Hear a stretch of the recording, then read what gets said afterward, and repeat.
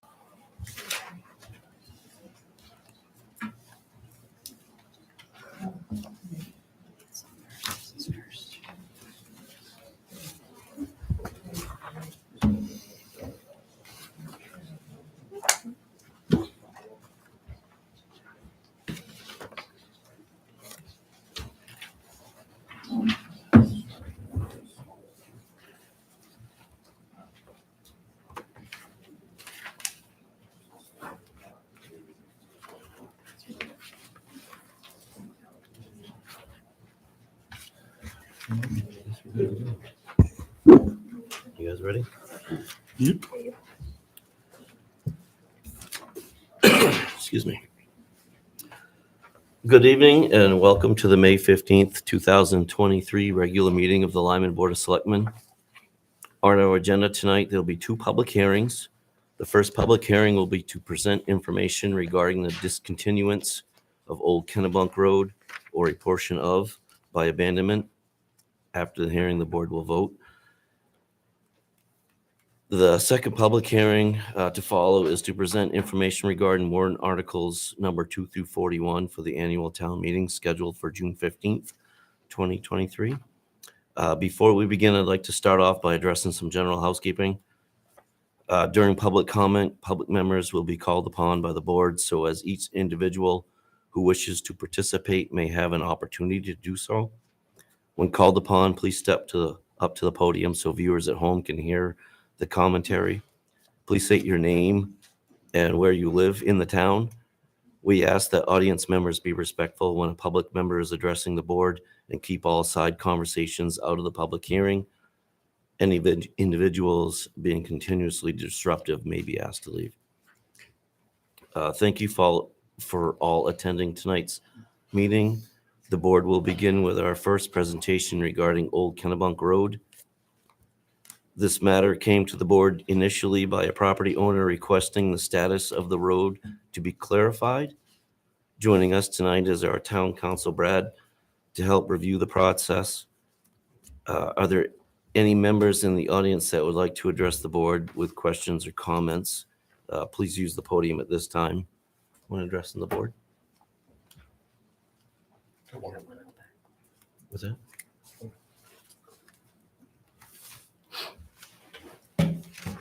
Good evening, members of the board. My name is Ben McCall. I'm not a resident of Lyman, but I'm an attorney from the law firm Jensen Baird in Portland. I'm here representing Chip Bassett, who I believe is the property owner who brought this to your attention. Chip is unfortunately unable to be here tonight. He has a longstanding medical appointment in Boston, but hopes to address the board on this issue. He's, for the record, the owner of map 3, lot 84 on the town's tax maps. I think it's important tonight for the board to focus on the practical consequences of the decision in front of you. And to clarify, we don't have any objection or any contest that Old Kennebunk Road has not been maintained by the town of Lyman for quite some time. And so have no objection to the possibility that the board might declare that road to be discontinued by abandonment. But what is concerning to my client and to others in the room is the possibility that a public easement would not be retained by the town as part of that process. I certainly understand that there have been concerns raised as part of this process about unintended or undesired uses of Old Kennebunk Road in the past and whether those would continue in the future. So people using ATVs, pedestrian access, bicycle access, vehicular access. I think it's important to point out that most likely, regardless of whether this board decides to retain a public easement, those uses may continue. The only real practical consequence that I want to focus on that's of particular concern to us is the ability of property owners to access their properties off of Old Kennebunk Road. This is a road like many others in Maine. It's either been a town or a county way for over 2 centuries. And so because of that, neither my client's property, his chain of title, and I guess many others in the area have no private rights of way to access their properties except the existing public right to do so over Old Kennebunk Road. And so if a public easement were not retained by this board tonight, they would effectively be landlocked. So we're certainly happy to work with the board and the town to come up with solutions for limiting access that may not be beneficial for property owners out there. As the holder of a public easement, that's something the town still has a role in playing and is able to address.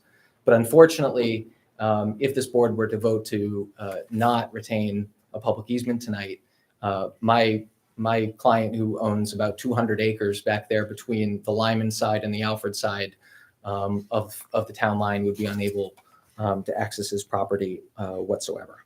So we hope that the board finds that that is reason enough. I know there are others in the audience who can speak to the practical effects on them as well, to retain that public easement, because it allows people who need to get back there to get back there, but it doesn't take the town out of the conversation. You still have the authority to maintain that road if you wanted to in the future, to work with property owners to limit unnecessary access and the like. So I'm happy to answer any of the board's questions, but in summary, would certainly hope that as part of this process, if you do choose to discontinue Old Kennebunk Road by abandonment, that a public easement is retained as part of that process.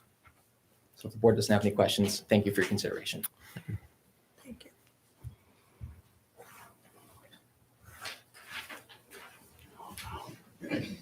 you. Chris Pizy with Hisong Ready Mix. As an abutter on Old Kennebunk Road, I guess we're just a little bit confused in talking to the other abutters.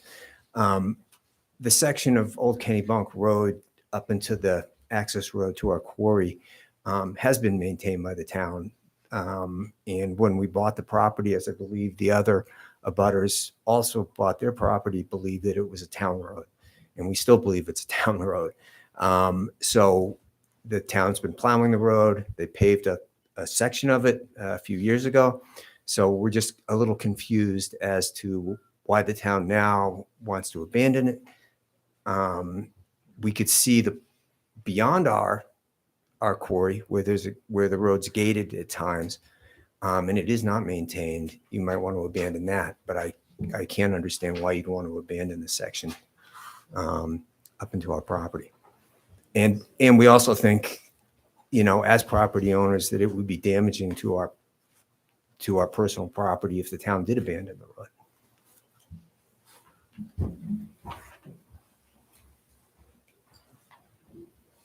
My name is Saul Feder. I'm one of the directors of Du Bois Livestock, who has an entire area of farm property out there.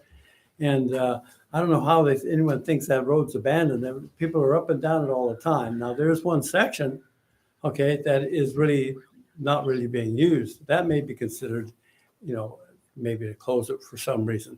But with all the people that are starting to live on the road and the amount of use that it gets from the businesses in that area, I really, really don't think that it's the wisest idea to take the town out of the equation here and leave it to the property owners to do as they wish.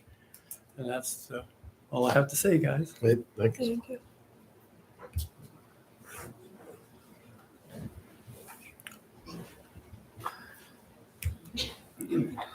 My name's Eric Boise. I live in 14 Old Kennybunk Road.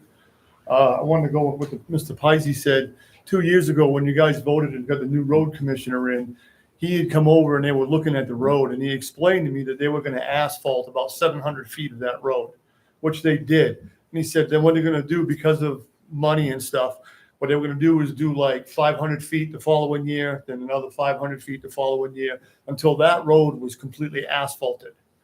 So I'm kind of, like I said, I'm kind of confused on how you lay the asphalt out.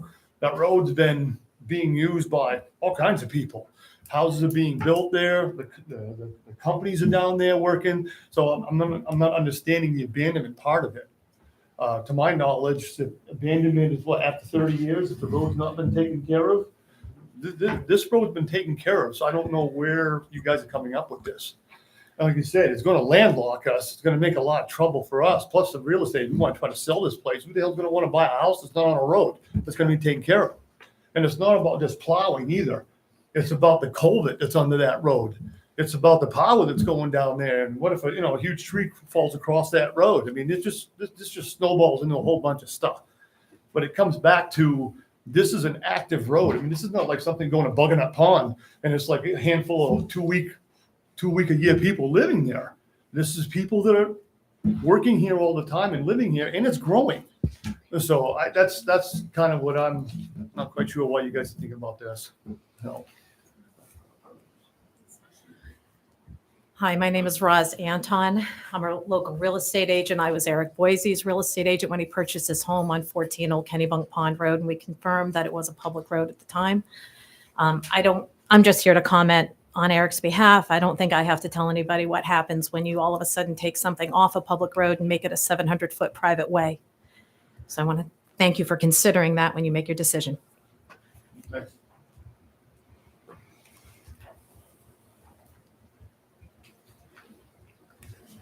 Hi, I'm Wendy Karen on 389 Old North Berwick Road, and my question to the board is, are the abutting landowners, once they take possession, if this goes through, once they take possession of that section of land that goes to the middle of the road, are they now responsible individually for maintenance of their section, plowing of their sections?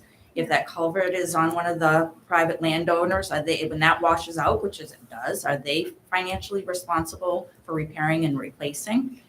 That's a lot to coordinate to keep that road open and maintained, financially burdening to the abutting landowners. Mhm. Thank you.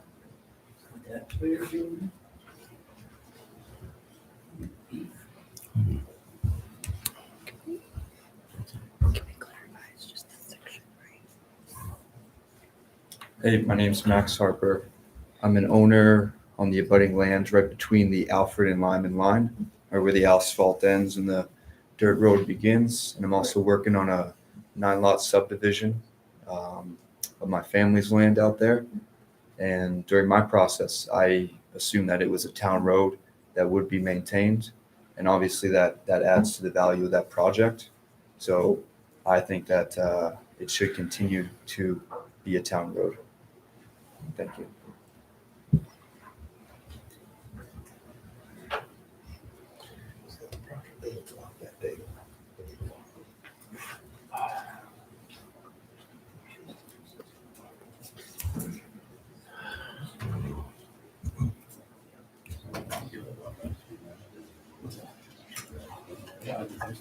Yeah, because it's only the abandoned section. Yeah. Brad, do you want to jump in Yeah. and clarify a lot of the information going around? Hi, everyone. I'm Brad Moran, legal counsel for the town. You had asked us some time ago to look at this issue. We were told that section of the road had been closed by town meeting vote, 1993. The records had indicated at that time that the road had not been maintained for many years. There was some discussion about trying to resolve questions for everyone about the status of the property. The abandonment is, they kind of describe it as an informal type of discontinuance, meaning it's not the formal type of discontinuance where notices were provided and damages were paid. We believed that the 1993 discontinuance attempt was probably invalid at the time. So that's why we advised you that, if anything, this road might be subject to the doctrine of abandonment. All right. So abandonment can be confirmed through a statute, through a process that gets recorded in the Registry of Deeds and provides people with certain notice about the status of the road. We had provided you with kind of a roadmap, if that was the way that you decided to go, in terms of whether it fit into the statute, and then also what kind of public easement rights could be maintained over the property. A town has the ability to declare it abandoned if for 30 or more years it hasn't been kept passable at the expense of the municipality. I'm not saying that. It's not really the question of whether other people have driven down it. It's more of whether you've been spending funds to maintain the property, the road. And the statute says isolated acts of maintenance without showing a clear intent to consider or use the town way as if it was a public way doesn't negate the evidence that the town way was not kept passable for the use of motor vehicles at the expense of the municipality. And then there's a public hearing process if you decided to declare it so abandoned. So that's what you had voted to start this process. Also, if you received any money for maintaining the section, any portion of the town way that was a subject of discontinuance for more than 84 months of the period of 30 or more consecutive years. So if you received public funds to maintain that section that you were looking at abandoning, you wouldn't be able to declare it abandoned. You have to give notice to everyone. You have to have the public hearing. If the town municipal officers vote to discontinue it by abandonment, you would decide also whether to retain a public easement. The ownership of the road would always pass to the people on either side. But you could vote to maintain a public easement, which would include access by foot or motor vehicle, and also easement for public utility facilities necessary to provide or maintain service. And that's also part of what would be maintained if you retain the public easement. And then there would be something filed in the Registry of Deeds, which would clarify this for everyone. I agree that if there's a section that has been maintained, you would not be able, it wouldn't be considered abandoned. Okay. You can abandon a section if you find the evidence shows that it has not been maintained by the town at the town expense for 30 or more years. So our recommendation was to take evidence on all of that and then also do a vote on what your decision is, but clearly, if you did decide to abandon a section, I think we would need that very well defined, so that the notice could be recorded in the registry of deeds, and provide certainty for people. Brad, if we took a vote to maintain a public easement, at what point, if any, would there be the potential of burdening that easement further down the road? What do you mean by burdening? Doing more on that road than what a public easement would be considered. I don't think the town would be Legal. obligated to expend any funds on it. It would ensure, like Attorney McCall said, that people could travel over it. No one's going to be landlocked. Most of the time, people would end up forming like a private road association or something to maintain their road. My understanding is you have not been plowing, grading, or anything like this section of the road. That for- specific section. that section for Yeah. decades, So right? not the paved section, just to Yeah. be clear. So what I just heard, the young gentleman with the 9-lot subdivision that's down by the gate. If we've maintained to the gate and he has a subdivision beyond the gate, would that not be a part of the planning board's decision, whether that is continue it a road if it's built to standards? If it's been abandoned, if that section's been abandoned, that regardless of whatever the planning board does, there's no obligation by the town to maintain the rest of that section you're talking about. It'd be up to him or the people who were on that road and whatever kind of association they form. It'd be a private road. So at this point, anything beyond that gate, are you saying couldn't or wouldn't be the obligation of the town? No, you declare it's abandoned. Let's not forget, you've been treating it as abandoned for decades, I guess. You declare it abandoned, you don't have an obligation to maintain that road. Basically, and correct me if I'm wrong, please, I think we're talking about from where the gate is by Hisson all the way through to the Alfred line.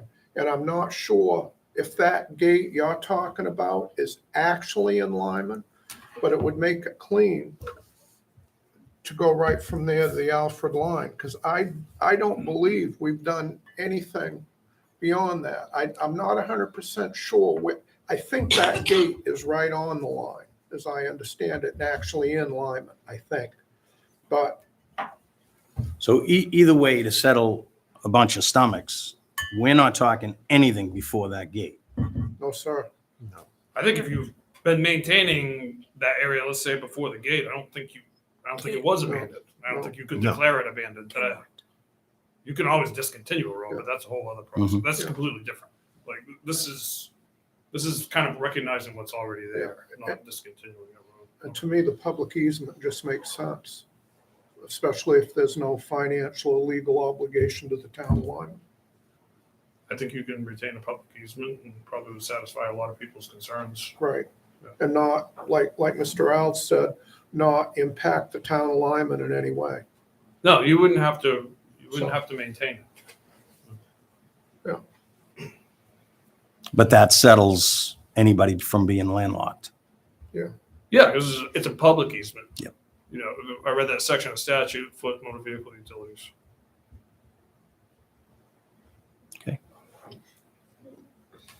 Can we stand up? Please. Please.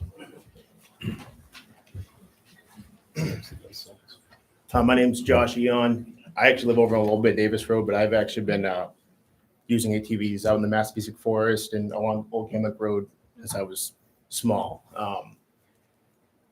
If you guys abandon this and then you keep the public easement, and then say one of the landowners that owns, say, 100 acres out there wants to get logged, and say the logging trucks go over that huge structure they have down there that don't know if you guys ever seen, there's like a porn pond over there down the right. If you're heading from Alfred to Hissong, there's a big structure that goes over there. Say that structure breaks or the road becomes impassable. Who pays to get the road passable so these landowners can access their their lots? There's no road. I'm just wondering, like, who pays for that? Because people can't afford to repair that structure. I'll tell you that. So that's just my question. I was just curious. If we voted, again, to keep a public easement, is that something that we can put a road maintenance agreement enforceable? Well, I think the landowners can do a road maintenance agreement. So we can't do it in one step? They would have to deal with it, because I know the way that goes. It doesn't Yeah, I get, would- doesn't get done. A road maintenance agreement, I think it's 3 or more, the owners of 3 or more parcels benefited by a road can call a meeting and. But can the town initiate that? Or, No, or, unless you own property on it. Well, the town would be part of that road association. They own 20 acres on the road. Aside from the road, the town still owns 20 acres that abuts that road. But they're saying they wouldn't have made it to that section. They're saying. This one's. Yeah, I mean, I think he's right, if the town was a property owner, but if it's not on the section being discontinued, I don't know. My name's Steve Stearns. I'm a resident, and I have a question. That section, are we talking about the section from gate to gate, the Alfred Gate and the gate down by Stonefield? Is that the section we're talking about abandoning? Okay. If you maintain a public easement, do the gates stay? Because I know they're closed and locked for part of the winter, fall and winter. And would that continue to be gated in that? I don't think they've been locked for a couple of years. Steve. Oh, really? But- I didn't go hunting over there. but last if year, we so- vote in a public easement, I can't imagine that you'd gate it. That's right. Correct. So my next question is if the gates come down, which makes sense that they come down to me, who's responsible for the junk that gets hauled in there and tossed off to the side of the road? And I've seen that, so I know what happens. Who is that now the burden of whoever ends up with the junk? Or is it everybody that owns property along the road, including the town, if it happens to? But we're only talking the section gate to gate, correct? Okay. Well, those are my questions. Is that's going to continue to Yeah, and happen? that's a good question. And that was the reason why I asked if there was any way we can implement a road maintenance agreement. I don't think there's a way to force it on people. There's the property owners, technically, if you get enough of them devoted. I don't mean to burden the town with the enforcement portion. I mean, obviously, that would be a civil matter. But the fact that the town, while it's going through the public easement section of it, to apply a maintenance agreement that anybody having a deed there would need, it would be a part of their deed. Yeah, I'm not aware of a mechanism by which the town could create something and make it binding on people. Makes sense. So it's all voluntary.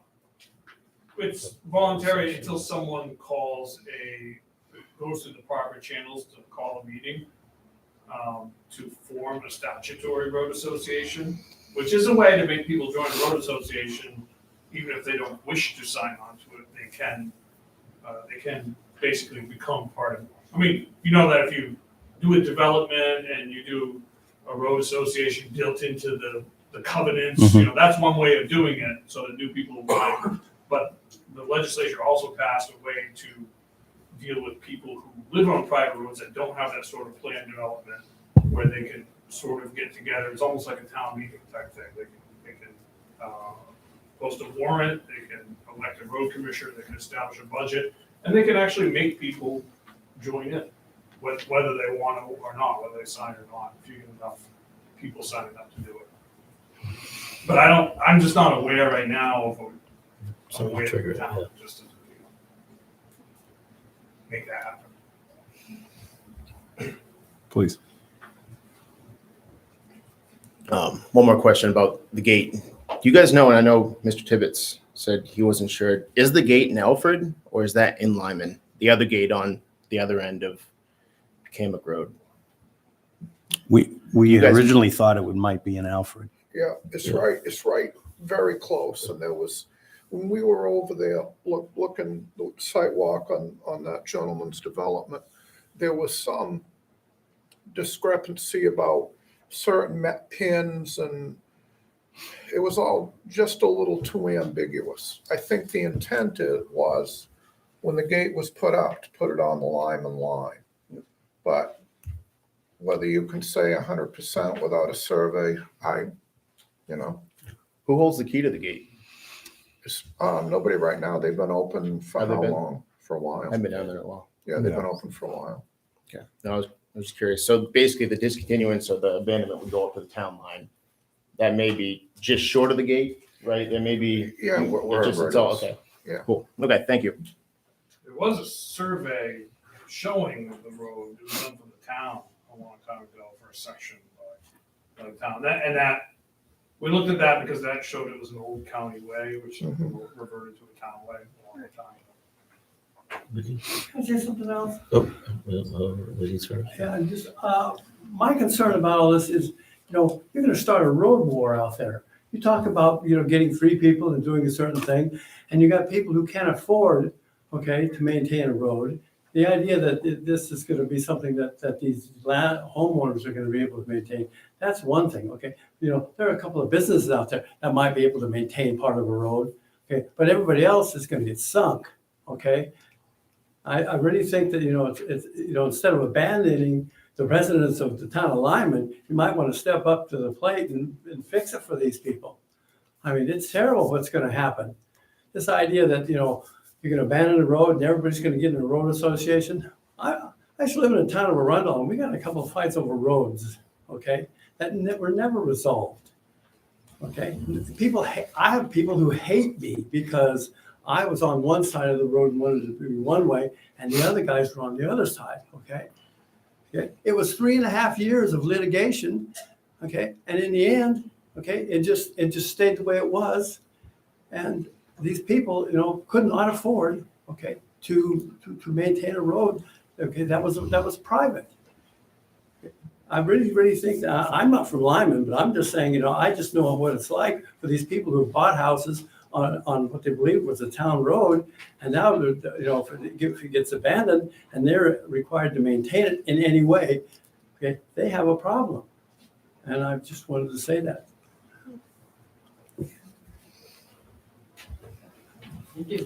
Thanks, Zach. We got a line now.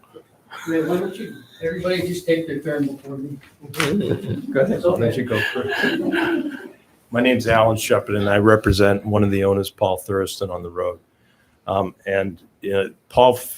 Federer is right when he says he's hated. He's hated by a lot of people, and not just because of the road. There's a lot of private roads in Maine, so and people find a way to figure it out. So if you did want to abandon, of course, I think it's critical that you have a public easement.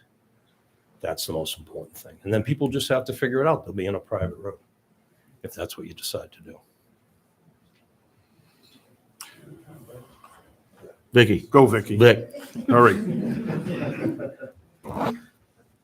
Good evening, Victoria Gable from Kennybunk Pond Road. And I forgot what I was going to say after all that. But I'm just kidding. Back, the reason why, you guys all know why the gates are there, how they got to be there, what happened. That Lyman and Alfred got together as a town. It was when the Board of Selectmen was still 3. It was, I don't know how long it was before I was on the board before, but it was a little bit before that. And they went in there collectively together. The towns both ponied up and cleaned tons and tons of debris out of there. So I hate to see this all undone because, let's whip open the gates and the dump is open again. I don't know if you guys were even aware that that was a thing once, and we had an agreement with Alfred, and I just wanted to know if you were aware of it. Thank you. Thank you, Vicky.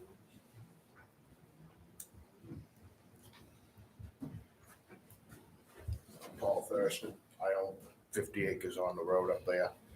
And that was a problem, but no one was out there since 1947. It took a lot of years for all that stuff to happen, all that stuff to collect up there. And the town both towns cleaned it up. But now there's more eyes out there. There's more people out there. People are building out there and people use that road. So it's a lot different now than it used to be out there. I don't think you'll have that problem. I mean, you're going to get some people out there going to try it, just like not everybody buys a fishing license. We all go fishing, but not everybody buys a license. Some people are going to do it, but with people out there, you've got eyes. You've got a lot of eyes out there, especially now. So I encourage you to maintain a public easement at least just for the people. I see people out there, older people, just driving up and down that road all the time. Every day there's people going up and down that road. It's used heavily. Horses, people, ATVs, everything, So, thank you. Thanks, it's good to know. Perspective. How long have the gates been up? I want to say it was somewhere around 2012. Tom Plummer, I own the land I'm not sure. Sorry. around the gate. The gate on the Alfred side is no longer operable. It's open. It's been open since last fall. I live there right at where the gate is. It's not the same as it used to be down there. I can't tell you how many cars that I see driving up and down the road. People are riding horses up and down the road. They're walking their kids, walking their dogs up and down the road. There's a tremendous group of people that are using the road now since the gate is no longer there. And I personally walk up and down the road a lot. I used to walk up and clean up the trash, but I haven't seen a trash problem this spring. And I'm looking at that as because of the amount of people that are driving back and forth. They go from the Lyman side over to the Alfred side, or the Alfred side to the Lyman side. And then you have the people riding their horses, people just walking. I haven't seen a problem with the trash like what we've had in past years. I'd like to see you maintain a public easement so that the people that are walking their dogs, they're taking their kids out, enjoying the scenery down there. They get down to the pond a lot. And people that are using it as a shortcut going between Alfred and Lyman could continue doing that. I think it would be doing a disfavor to not have a public easement. They're just, I guess when I'm looking at it is the number of people that I see driving back and forth on that road and walking down the road and so forth. I don't see any problems down there. I used to see a lot of drinking and stuff like that. It's not there. There's so many people going back and forth on that road. And I'd like to see you maintain the public easement. Even if you abandon it, I think you'd be pleased at seeing what it looks like down there now. And I think the more people use the road, the better it's going to be. And less problems will be down there. Great. Thank you. Thank you.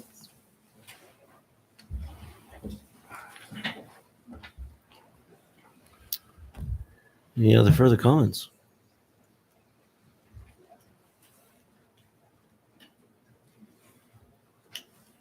All right. If there are no further public comments, this will conclude the public hearing for Old Kennebunk Road. The board will now close the public hearing and make a formal vote for abandonment and a formal vote to retain a public easement. We have to do that in session though. Yeah, I think we have to do that in session, right? I believe that, yeah, that when we get in, Yep. when we get into session, we do that. Yeah. Not now. So we Just making close, Okay. not now. So we're closed with public hearing one.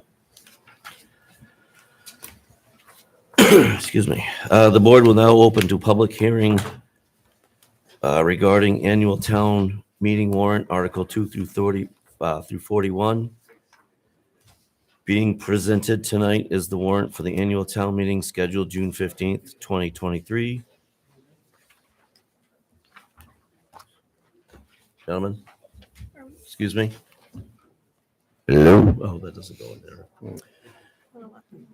I don't have a gavel either. All right, the board will open the floor to public comment now. If anybody has any questions or comments, please use the podium when addressing the board.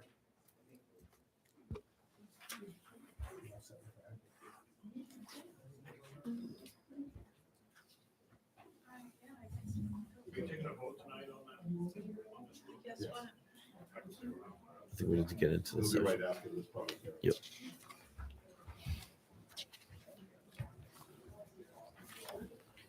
Anybody? Are you asking for the total budget, or are you going through it by line item?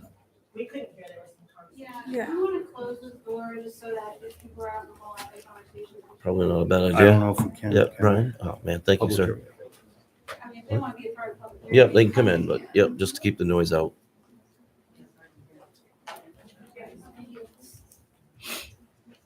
Ooh, it did quiet down. Do you have a comment? Or you all set? Well, I guess I'm asking. If you could when I use the did this podium hearing last. Good. Yeah, sorry, thank you. I think she's asking procedurally, because when it came to the budget hearing last year, you went through each thing and asked for comment on that. Is that what you're doing, or are you just saying, read through this thing that you just got at the door and comment on anything? The warrant's been posted on the website since you guys voted on it May 1st, so it has been available to the public. If you want to go through each warrant item, you can, but I don't see why you couldn't just, Address any ask issues. questions and we can address them. Whoever's got questions. Yep. I think that's probably the best. Maybe it might speed the whole process up. If anybody has any concerns about a certain issue, a certain item, please step forward. Anybody, any thoughts? Okay. Are you going to discuss? If you can Yep. use the podium, just. It's Is really it- hard to. People are You have watching to come up at to And the that's- podium, please. Right, and that's why we do it, so the people at home can hear. I think what you just said is if you have specific concern about a certain part of it, ask that now, or Please. that you're going to go through. And I heard what you said about it being posted, but this information was not. This is a little bit easier to see. So a question, because I know you used a consultant study to prepare some of your numbers, and in looking on here, you're proposing to pay the town manager $100,755, and to make that happen, you're getting rid of the town clerk and the select board clerk as the initial proposal, although maybe there's rearranging. So, and I remember part of that discussion was in that study, you found towns where they combined the town clerk with the town manager. My question to you is, in that same study, as you're looking for cost savings in this line item, did you find any that instead combined the treasurer with the town manager? And if so, why did you not go that route? And did you find towns, and I'm talking, to be clear, towns our size in this general geographic area, how they structure? And then did those towns also have a road commissioner? Because I had a hard time finding more than one myself, but maybe you found boatloads.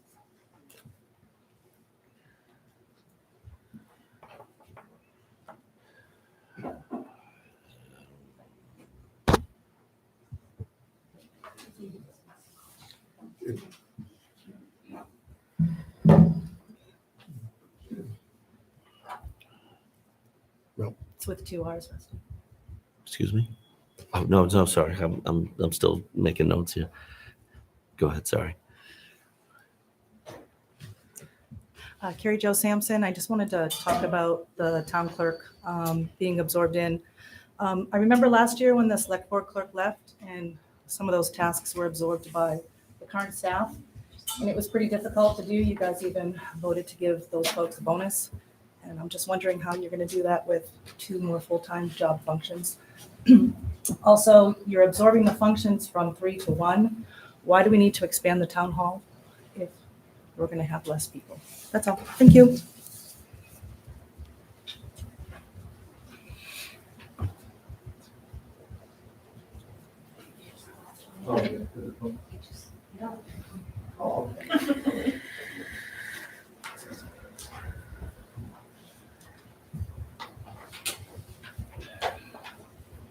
Hi, my name's Don Hernan. I'm in resident since 2005.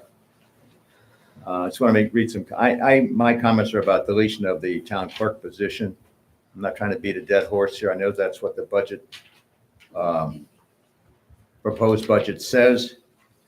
I think it should go to the town floor for a vote. But I just want to read my comments about this and then be done with it, I guess. But anyway, while it may be within the authority of the select board to combine the town clerk position with the town manager position, I think this decision should be made by town residents at the June 2023 town meeting. My comments are as follows. 1, as a member of the 2022 Charter Commission, I state that it was not the intention of the Charter Commission to eliminate the town clerk position. The Charter Commission intended that there would be a town manager to oversee town employees and serve as a buffer between the select board and the town employees. Because in the past, there were allegations of select board members interfering with the conduct of town business by town employees. Okay, so that's why I think we voted for a town manager, at least in my opinion. 2, is it reasonable to expect one person to perform the town manager function specified in the revised town charter and also perform the town clerk functions? Is that a reasonable thought? I don't know. 3, with the important elections coming up in the fall of 2023 and 2024, are the town residents comfortable with not having a full-time town clerk? Have there been any issues with absentee or in-person voting with the elections overseen by the current town clerk? If there have been, I don't know of any. 4, under the proposed personnel shuffle, what happens if the town manager / town clerk goes on vacation, becomes ill, or quits on short notice? Who picks up the slack and continues with town business?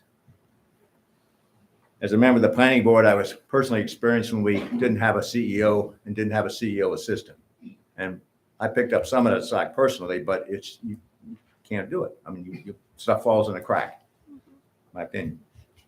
Then the number 5, my 5th comment is, how much taxpayer money will be saved by eliminating the separate town clerk position? What is the additional taxpayer cost for retaining the separate town clerk position? How many dollars per tax year would retaining the position cost a resident? I said, with a home assessed at $300,000. I thank the town treasurer for, there's a handout here which answers those questions. So it's not a tremendous amount of money for someone, depending on what your evaluation of your home is. But I also would note that there are additional funds are being added this year because of things that are probably not under the select board control, as in costs of road maintenance and things like that. You got a tough job. I'm not saying you don't, but I don't think, I think this kind of decision should go and still should go to the voters at the town meeting on the town floor.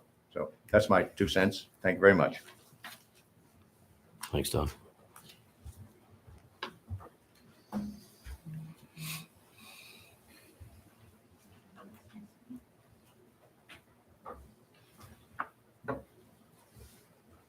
Hi, I guess I'm still confused about public hearings. So you can't answer any of the questions if they're asked? Because I seriously had questions about that. I didn't understand. Did you find towns our size in our geographic area that have done what you're proposing to do? Did you find, you can't, so can you not answer? Is this more like public comment at the select board hearing? I'm not understanding the process, because last year when I came to the hearing, you could ask questions about it, the person would answer it. So this is feeling different, and I'm feeling like I'm going to leave here still not getting it. We can answer. That's what I thought. Okay.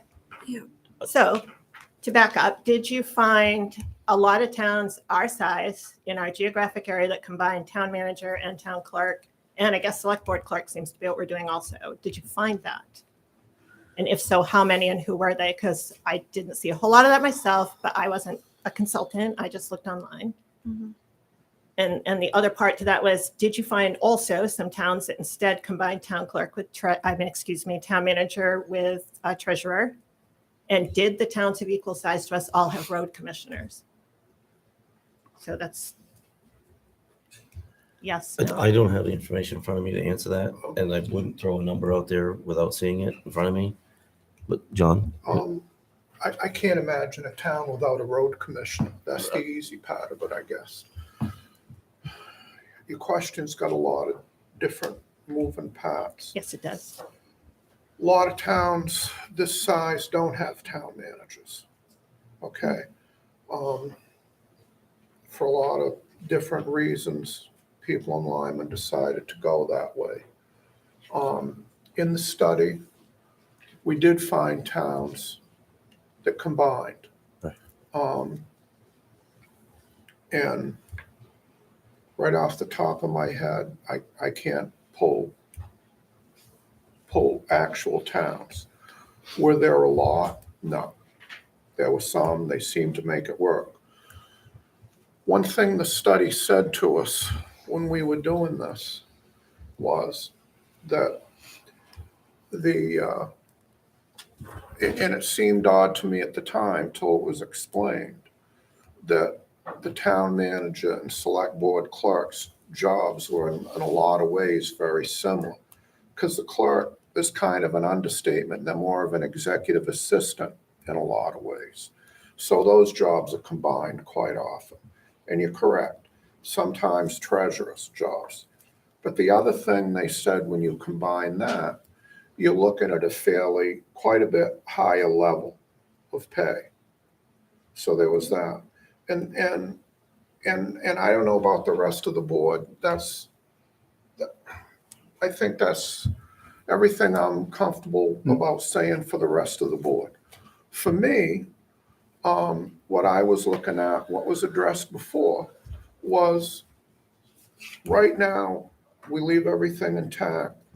Everybody's voted for a town manager. We've got no place to put them. There's no place for them to sit. I don't know, put a timeline on how long it takes for a place to sit, a year or two, whatever it is. We've got to raise, if we keep everything intact, we've got to raise all that money. And we've got to raise a salary for them, okay? And to me, the other part of this, it gave us some time. We could immediately, I mean, I won't be here, but they could immediately put out the proposal for a town manager. It could be seated. The process could be started. There was in the charter and everything when this was voted, there was no ramp up. There was no timeline. It was now. And that weighed on it pretty heavy for me. It was a problem we had to solve. We were supposed to solve right now. And that part of it, I don't know how the rest of the board feels, but No, and you I'll did mention defend that mine. part at the candidate Yes, night as yes. well, but I hope we're not making a decision based on we don't have a desk or a room, because that would seem a bit much. I guess I asked to see the study so I could be a little more informed and was told it wasn't available to look at when I came in, so I couldn't look at it. So I don't know what you saw. I don't know how you came to this. It has not been my experience working in public education. I've not worked in towns that had a combined anything, and I've worked in a larger city than this. I've worked in a smaller town than this. So it was a news flash to me that you could lump all those jobs into one and still expect the town to function. I'm not clear about that. So Jesse, I'm sorry. Yeah, no, that's okay. I was so Waterboro is an example. Waterboro is larger than us, but Waterboro's town administrator is their town clerk and their treasurer or finance director, oversees the financial functions. So oversees both of those things, but again, is larger. In this specific instance, the charter vote took the clerk function from elected to appointed. So we have an opportunity right now, an elected official's term is coming to an end. So that is what sort of prompted looking specifically at that function from my perspective to roll together. And it wouldn't necessarily be the town manager specifically doing all of those functions by themselves, just like it's not the town clerk alone doing those functions by themselves now. So it's deputizing people that already work here to perform those functions on a day-to-day basis. So I know that doesn't give all the answers to your questions, but No, that's no, I where hear I came at that. it And from. I guess to double down on changing from elected to appointed, and I said it the other night, so I'm not going to beat a dead horse, but Sure. that did not imply eliminated to me when voting on the charter. I mean, I really didn't see that that was where you're going, especially when your flow chart has select board, town manager, and right over here, town clerk, next level. Down below, having gone through, sadly, a lot of RIF actions myself as a union person, you don't usually cut off your top people. So that was interesting.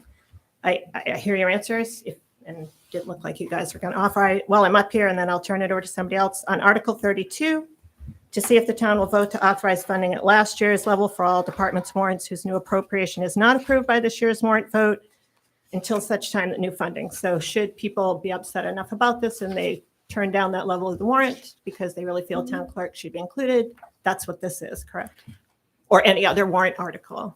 Not necessarily. So But it could I'm just be. going to be honest. The charter is very clear, and I don't say this to be disrespectful because it's not an easy decision from either side, and there's emotions involved. If the town votes to not approve the first salary line item and then instead votes to fund at this current year's level, that doesn't mean that we automatically stick with a town clerk. That's not what that means, right? No, Because I in the same way, understand so in the same way, so let's just play this out a different way. An admin at the front gives their 2-week notice. Doesn't mean that the board's automatically going to say, oh, we need another admin automatically. We have to look at those functions and we have to potentially make it more efficient or say, yes, we do need another admin. Okay. I would hope, though, as the select board that represents the people of the town of Lyman, if the town of Lyman says, hey, this is not what we thought you were doing, that you would at least listen to that. Yeah, and please know, I'm not saying that to say that I'm not listening to that. I'm saying that to say that we don't go to the people to say, is this the person that you want at the transfer station? Is this the position that you want to hire at the transfer station? Yeah, We I don't think- go line by line, right? No, fair enough. But I also So- know that that's different. Like we obviously, unless we were on the hiring committee, which we were, Mm-hmm. would not expect to have a say in who you hire. But eliminating a position of that stature, I think you would expect.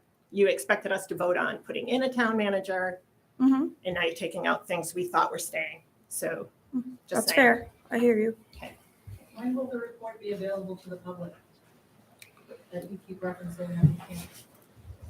June 1 is target date. They should have a final report done. Thank you.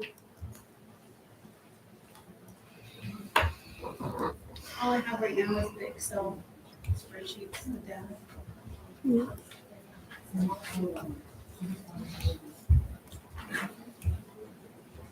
Russ, I have just a few comments to make regarding taking the personal out of it, the town clerk position. It's pretty clear that there are a lot of people who want you to keep a separate town clerk position. Selectman Alves and Budget Committee member Victoria Gable and Budget Committee member David Dulong wanted this issue to be brought in the voters' hands, which you have heard many times. Selectman Alves even asked if both scenarios could be put on the warrant, and he was told no. Victoria Gable and David Dulong suggested the higher figure go on because there could be discussion at town meeting and it could be lowered at that time. But the lower amount was voted in, so that option for the townspeople was taken away.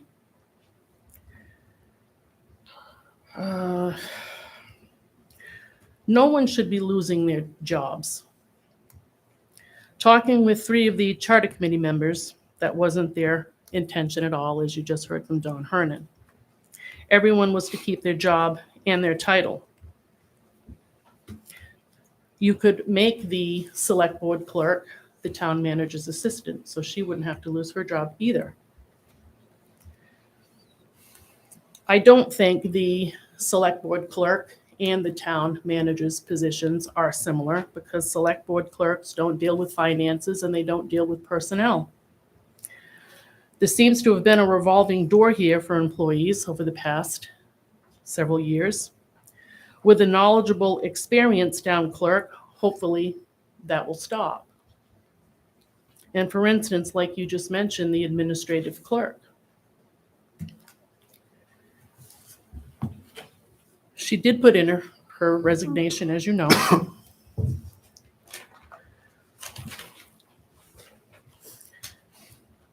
So playing devil's advocate here, you were gonna bump her salary up to $51,578. It's public information. Hasn't been, we haven't done anything yet. Is that okay? That's correct. You haven't acknowledged it. We have not acknowledged. You know, that's kind of an executive session thing where I think the employee needs to be present. Yeah. You know, if we're gonna talk specifics about. She's still an We want employee. to talk about the position itself. If keeping with two people at the counter, which is what you want to do, why not keep the town clerk's position? You'd only have to kick in the extra $52.75. And keep the separate town clerk position, which the people seem to want. It's not too late. In the town meetings and elections manual, it states that you can amend an article because the warrant has not been posted yet. So you could rescind your prior vote and change your total and then vote again. I think you should keep 3 people, not 2. And I'll give you a good example that happened today. The tax collector's out on vacation. The admin clerk got a phone call and had to leave immediately, which left me, the 3rd person. Had I not been here, you would have had to have closed the counter. So if you only have 2 people working the counter, one's out on vacation, one gets sick, there's a death in the family, their kids are sick, emergencies and whatnot, you're gonna have to close the counter. And I don't think the townspeople are gonna be very happy about that. Also keeping with 2 people at the counter, they're paid hourly, so you're gonna have to pay time and a half. And with the town clerk, she gets a salary, so you're not paying for all the extra hours that the town clerk position puts in, especially around election time. And we have 3 big elections coming up. In November of 2020, for the presidential, I had to have a ballot clerk come in and assist me with absentee ballots because we issued 2,027 in the month of October. And we did nothing but absentee ballots 5 days a week, all day long. And we were still here after hours trying to process all of them and batch them. I budgeted for a deputy clerk to help with absentees, but looking at your chart of salaries, there's a 0 there. So we're going to need extra help for the presidential primary and the presidential election because 2 people working the counter just isn't going to cut it. As Victoria Gable stated, this is too big of a decision to not let the people decide how they want to go forward and how they want their town to operate. As I stated, it would be probably in the best interest if you did amend this article, put a different total on so they have both. And then at least you can lower it. Because if they vote it down and you go to last year's, you're not going to have enough money to pay the town manager. So you're probably going to have a special town meeting for that. And this would avoid having a special town meeting.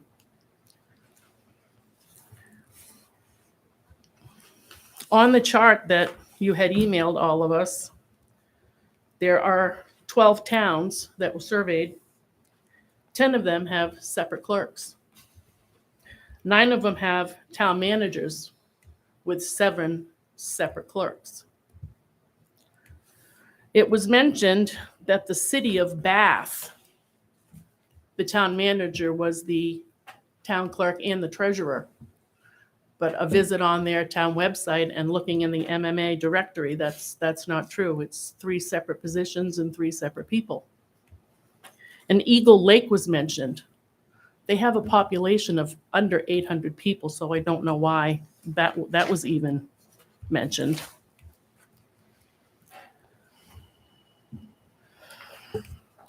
The charter says in section 2.2.3, unless there is a unanimous vote of the board, no money article shall be inserted into the warrant. Well, this article is already inserted, so you can amend it.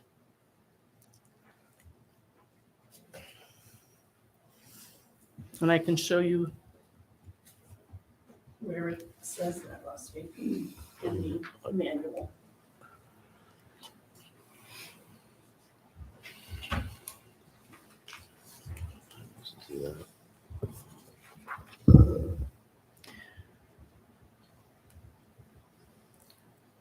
Elements of town government may be added or removed as necessary to improve, streamline, or increase the efficiency of town governments.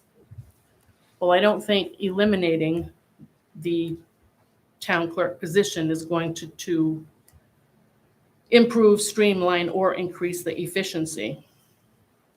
And in nowhere in the charter does it say the town manager was going to hold any other titles.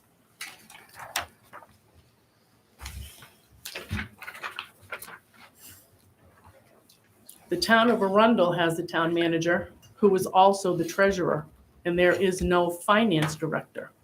So towns do things very differently.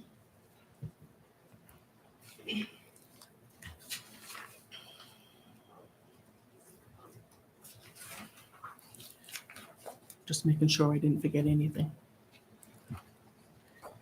Okay, in the charter, under section 4.3.4, create, consolidate, discontinue employment positions. The board may establish new employment positions, discontinue positions, or consolidate positions as necessary to improve, streamline, or increase the efficiency of town government. Any changes to employee positions, additional, consolidation, or discontinue must comply with the personnel policy and may be approved by an affirmative vote of 3 members. I didn't find anything in the current town policy about combining a position with the town clerk.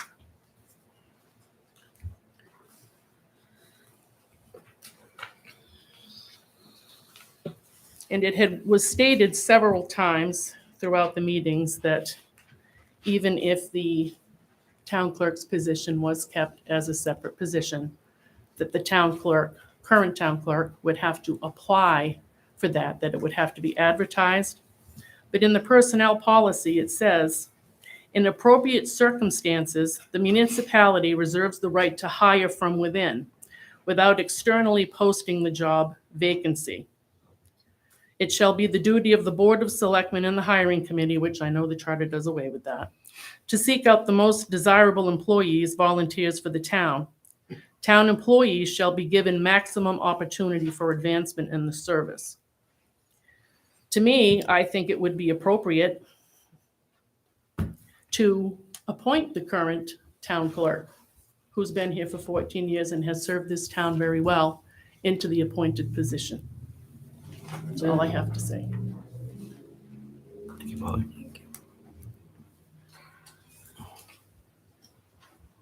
Just want to say, it can't be easy sitting behind there. I do appreciate all the work you guys do and the folks on the budget committee. I know those aren't hard decisions, but I know that you've also sat back here and you didn't always agree with the board, which is why you ran for your positions that you're in now. So all I ask is, I can only speak for myself, but maybe you let the folks speak for this one and put it out to the vote. You've made your points. Some people don't agree, but let's find out if the town agrees or disagrees.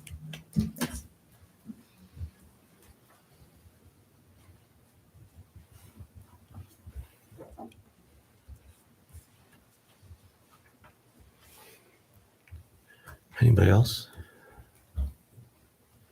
That's everything I wanted to say. All right. Excuse me. If there's no further public comment, This will conclude the public hearing for the annual town meeting warrant articles 2 through 42. The board will now close the public hearing and open to regular select board meeting.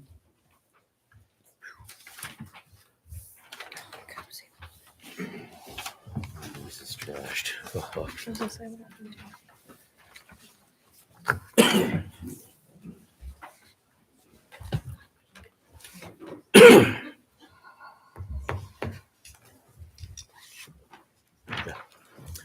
All right, welcome to the May 15th, 2023 regular meeting of the Lyman Board of Selectmen. This meeting is a public proceeding, is being recorded. Please join me in the Pledge of Allegiance. I pledge allegiance to the flag of the United States of America and to the republic for which it stands, one nation, under God, indivisible, with liberty and justice for all. Thank you.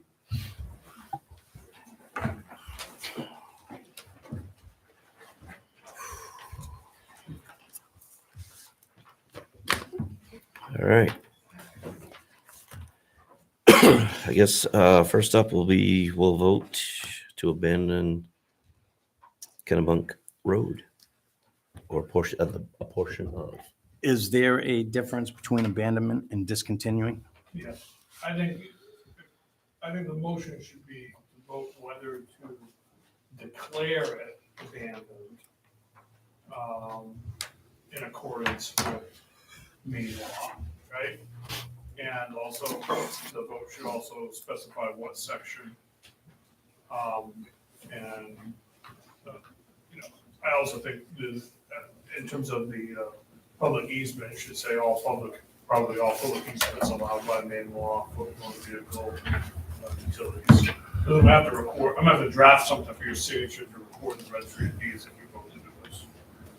Would there be any consideration to let Brad do that and get this motion just right before we vote it? Yeah, if I suggest the wording right now. I'm fine with that. If somebody can write it down and spit it back word for word. You good at shorthand? I think if Brad makes it and you say.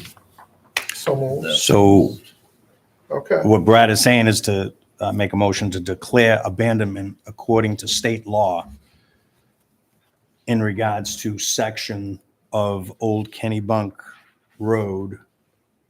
What is the section? To gate. Gate to From- gate, how do you determine? Well, that's where I'm going. I mean, I don't know how much of a legal description you need. I mean, Beyond, beyond beyond Hison's Hisson. driveway. Brad, come up. I can clarify. 66 feet wide, beginning at the intersection. Commissioner, Town of Lyman.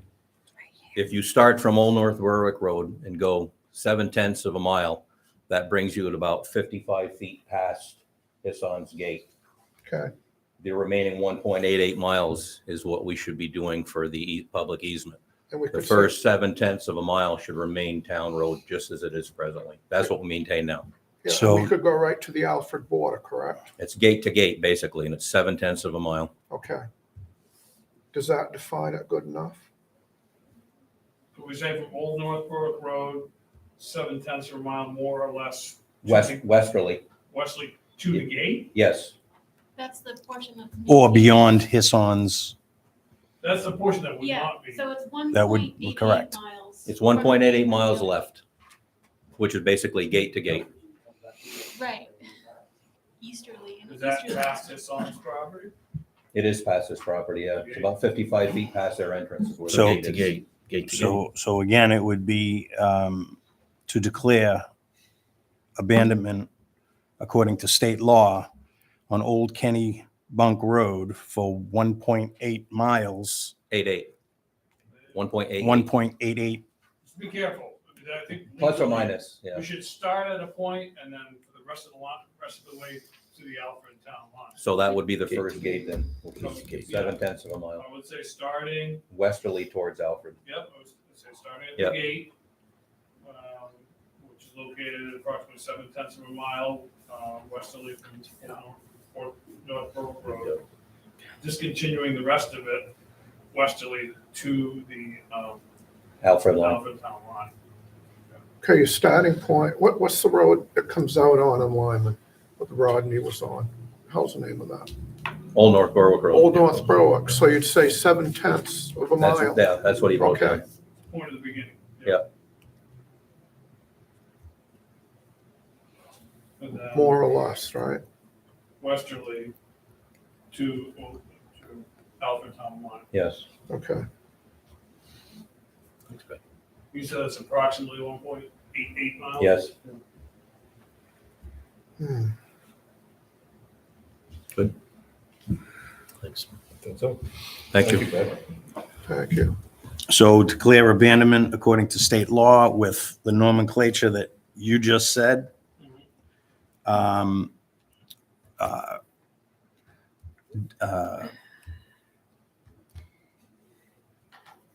to be, Public easement maintained on the abandoned. right, I was path. going with the 7/10 of a mile, how Okay, sorry. we're not including that. Right, Um, That's difficult wording. yes. So how are we going to eliminate that 7/10 properly worded? Brad, you had, I would say, Presently maintained by the town. yeah, the section to be abandoned shall commence, at the gate, which is approximately 7/10 of a mile, From Old North Old Berwick North Berwick Road. West. And then continuing approximately 1.88 miles, more or less, to the Alfred Town line. The point that the part easterly of that gate, currently maintained by the town lineman, is not subject to this Correct. abandonment. Right. okay, everybody got that? She's got I've written it down. Have you? I'm gonna- You've got it Well, written down? All right.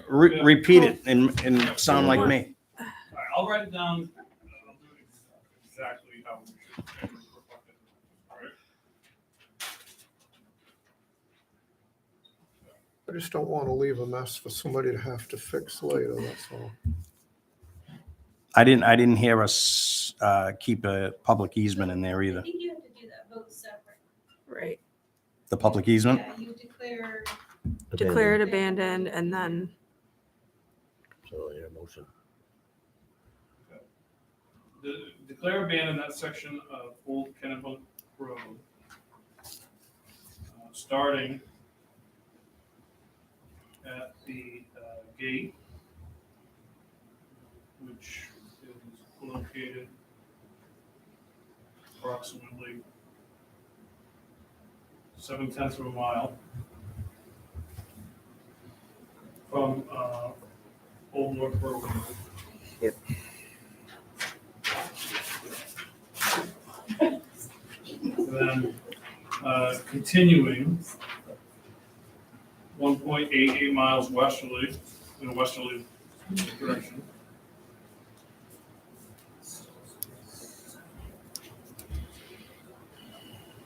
But more or less, westerly direction, to to the Alfred Town line. So moved. So I put move to declare abandoned that section of Old Kennebunk Road, starting at a gate which is approximately 7/10 of a mile from Old North Berwick Road, continuing 1.88 miles more or less in a westerly direction to the Alfred Town line. So moved. Okay, and then we add the easement afterwards. Correct. And Public then I easement. would say, and then Yes. also whether to retain a public easement. It's a second vote. And I would say with Okay. that, All to be right, a public easement. let me second Dave's. All right, any discussion on that? All in favor? Sure, these are second. no, I guess I thought that's how I read it. Yeah, I don't think it needs a second Okay, vote. then I you- think. we should- All right, wait, We have a motion and a second. yeah, we gotta Yeah, you let's can just do pull it. your Let's just motion do it. if you want. We Let's can do it. Let's reword do it. it. No, Just do it let's all do at it too. once. It's two, it's clean. Any discussion? All in favor? All right. Now we'll make a motion to maintain a public easement, retain a 1.88 miles. On the public easement for The abandoned portion. the abandoned portion of Old Kennebunk Road. Road. I'll second that. Any discussion? That's what we're looking for. All in favor? I think the motion should also specify that it be for all purposes allowed by Maine law, foot motor vehicle utilities, right? Okay. Do we read it? So moved. Do we have a second? Second. Any discussion? We did it in three. Three's the magic number. All right, Jesse, you a yay? ready? Yeah, sorry. Yeah. I would also recommend that the board make some findings, just to support this, because when I write it up, you heard evidence that it had been discontinued, had been declared closed, and that it had not been in use for more than 30 years. Had not been in use for many years, even before it was declared closed. So I think I can prepare those findings as part of the written decision. But I mean, is that I'm assuming that's what. Yeah. Yeah, that would, I can prepare those findings. I mean, it was pretty clear that what it was it had been declared closed. It hadn't been around for a long time. It hadn't been maintained. It had been subject to dumping. we have And jobs gated. basically so to you- keep us out of trouble. You can prepare them, we can, The written findings. yeah. So I'll prepare written findings with a certificate that you can sign that can be recorded in the registry of deeds. It's gonna clear things up for, I think. all. Perfect. Any other questions for me? Wow. I'm good. You can sign it after, there's like an appeal period. It's in that letter in the statute. I'll Okay. prepare it in the time that you can sign it. All right, perfect. Thank you, Brad. Thanks, Brad. That was tough. Man, thank you, everybody. To get it right, No, you're right. Just You're don't- right. And to do it right. Yeah. Yeah. Let's vote on the minute. Oh, for, Thank you, Brad. All right, take care. Do we need to vote on the warrant articles? No, we already did that. So you're online. Get back and. All right, so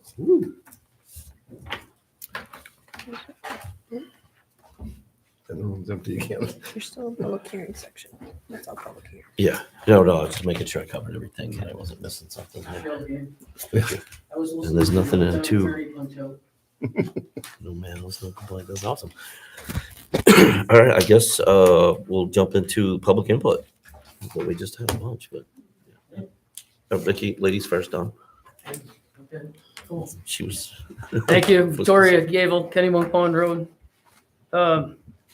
I want to thank whoever figured out how to turn down that sign. I'm no longer seeing white spots. Oh, here? I couldn't look at the sign. And, She figured and, it out and off all I his see was request. white dots before my eyes. And so I drove by the other day and I went, it didn't hurt. Woo, it was reason to party. So I'm going to bring you that's a praise report. I thank you for that. Thank you. The other thing I'd like to comment on is recently I was approached by the cemetery committee to help remove some of the tree debris, logs and whatnot. And there was some things sent that I had to fill out that you don't have on file about me. One is a W-9, which I totally understand. I've done that before because with businesses. I don't feel like the municipality is quite a business, but there was a bunch of other things that were being requested of, like having to prove that I'm a sole proprietor and that I don't need Workers' comp. insurance, the certain insurance, Workers' the one comp. that, yes, thank you very much. And I don't, to send away to the state to send me a paper that says that, it just seemed like a lot of BS to me. There's a place on anybody's income tax if they're a sole proprietor that you check the box on your self-employment stuff that should be allowed to be used. But I'm just wondering why.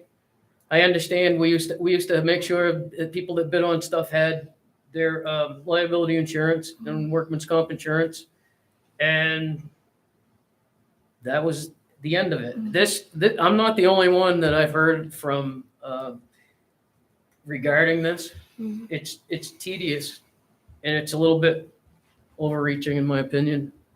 Thanks. We're gonna fix that when I get elected. Thanks, Vicky. Or I'm gonna take a ride in this chair. Hey. Good save. Thank you. I'd like to read a statement to the select board tonight, please. Subject is conflict of interest or personal bias. My name is Don Hernan. I'm in residence since 2005. First part is a little fluff. I've served on Lyman boards and committees as follows.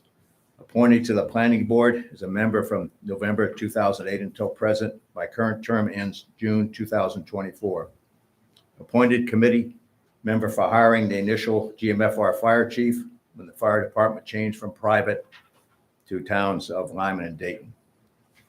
Followed by serving as an appointed fire commissioner from 2010 to 2018. Elected as a charter commission member in 2015 and 2022. Appointed a comprehensive plan committee member in 2018. Appointed hiring committee member in 2020. Appointed planning board liaison to the ordinance review committee in 2023. Okay. I was present at the May 1st, 2023 select board meeting to advocate for the select board to approve a contract zoning change requested by the planning board. The select board did not approve placing the contract zoning change on the town warrant for June 2023 to be voted on by town meeting residents. That was a select board decision, and I have no further comments on that subject. Now, on May 1st, one select board member, Mr. David Alves, stated that he believed I have a personal animosity or bias against him. I am stating for the record that I have no personal relationship with Mr. Alves. I was a member of the 2022 Charter Commission where he was a select board rep. We did not agree on all charter issues, but I do not remember any personal exchanges. Mr. Alves has appeared before the planning board when I was a planning board member. One project was a medical marijuana grow facility, which the planning board considered. The planning board's conduct of a public hearing was challenged in court, and the planning board was directed to conduct a new public hearing to continue review of the project. The planning board is currently waiting for the applicant, Mr. Alves, to provide a list of abutters as required by the Lyman zoning ordinance to notify, so we can notify by certified mail before proceeding with a new public hearing. Another project was a condo development at the former Cousins School site, which proposed dense housing under contract zoning. This project generated strong public opposition. The planning board did not approve this project. I believe that as a planning board member, I evaluated these projects fairly without any personal bias toward the applicant, Mr. Alves. Now, should Mr. Alves or any other applicant come before the planning board and find a planning board member who they believe has a conflict of interest or bias that could possibly cause that member, planning board member, to not consider the proposed project fairly, then I recommend looking at the planning board bylaws, Article 1.3, conflict of interest, and Article 1.4, bias, for actions necessary to resolve the issue. Any allegations of alleged bias must be accompanied by specific written examples of the alleged bias. For reference, the planning board bylaws are on the town website under the planning board. Well, that's where they would be. Now I got some questions here for the select board. Has the select board adopted any rules regarding conflict of interest or bias by their members or other town employees? What is the process for a Lyman resident to challenge a select board member or other town employee with a perceived conflict of interest or bias issue? I call the select board's attention to the 2015 Charter Commission's final report, attachment F, section 809, personal interest and ethical behavior, which recommended adding requirements to the town charter for ethical behavior by all town officials and employees in dealing with contracts, sales, services, financial interest, and self-benefit as applied to town business matters. This article passed 315 to 49 in June 2016, but insufficient voters participated as needed to meet the 30% requirement of the number of voters who cast ballots in 2014 gubernatorial election, calculated as 616. Therefore, 5 of the 6 2015 Charter Commission articles that passed, including the one I mentioned, were considered as defeated. So that's all per state statute. So finally, I suggest that the select board could adopt a code of ethics for themselves and other town employees.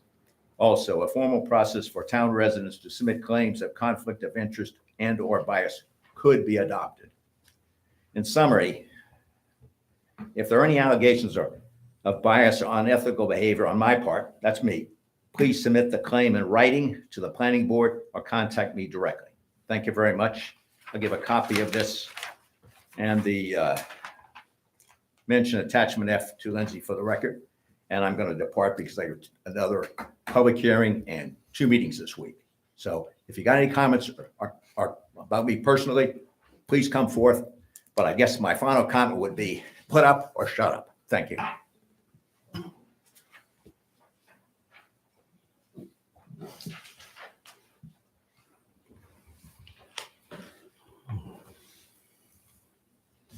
Any other public comment? They got no mail, no complaints. All right, let's move on to item 3, minutes. Review and approve meeting minutes from 5/1/2023.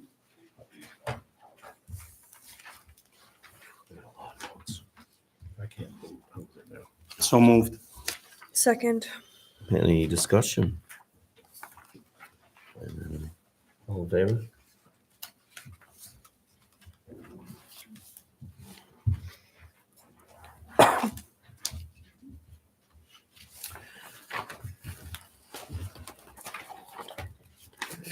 Let's go on to payroll warrant number 49 in the amount of $24,070.09.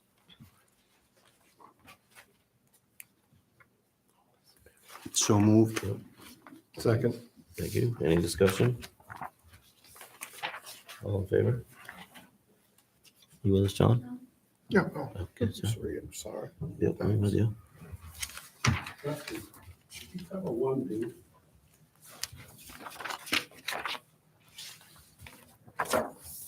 Well, mail, you talk about mail?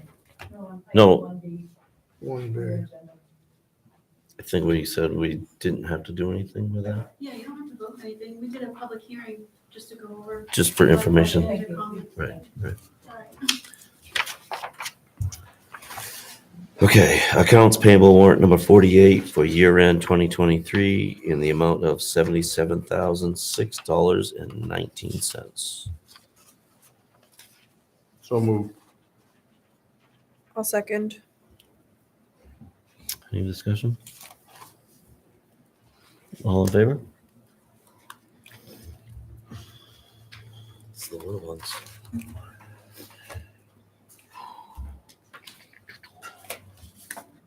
All right, we'll move on to item 5, unfinished business, Stagecoach Road. Discussion from last meeting, updates from second opinion land use attorney. That is, You want me to? yeah, would you jump in, because I don't have Okay. his report here. So we know that this is, I think it's Old County Road or Stagecoach Road, was abandoned by town warrant in 1921. So Brad Moran had verified, this was done legally. There was no easement retained, so the property goes back to the abutters to the center line of the road. There's no necessity for deeds or, claim a prescription deed in the court or anything like that. It's just automatic.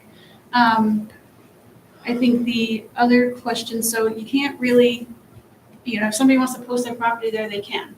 And the board really doesn't have authority to stop them from doing it. I think we got a second opinion regarding building permits, if the CEO can issue a building permit.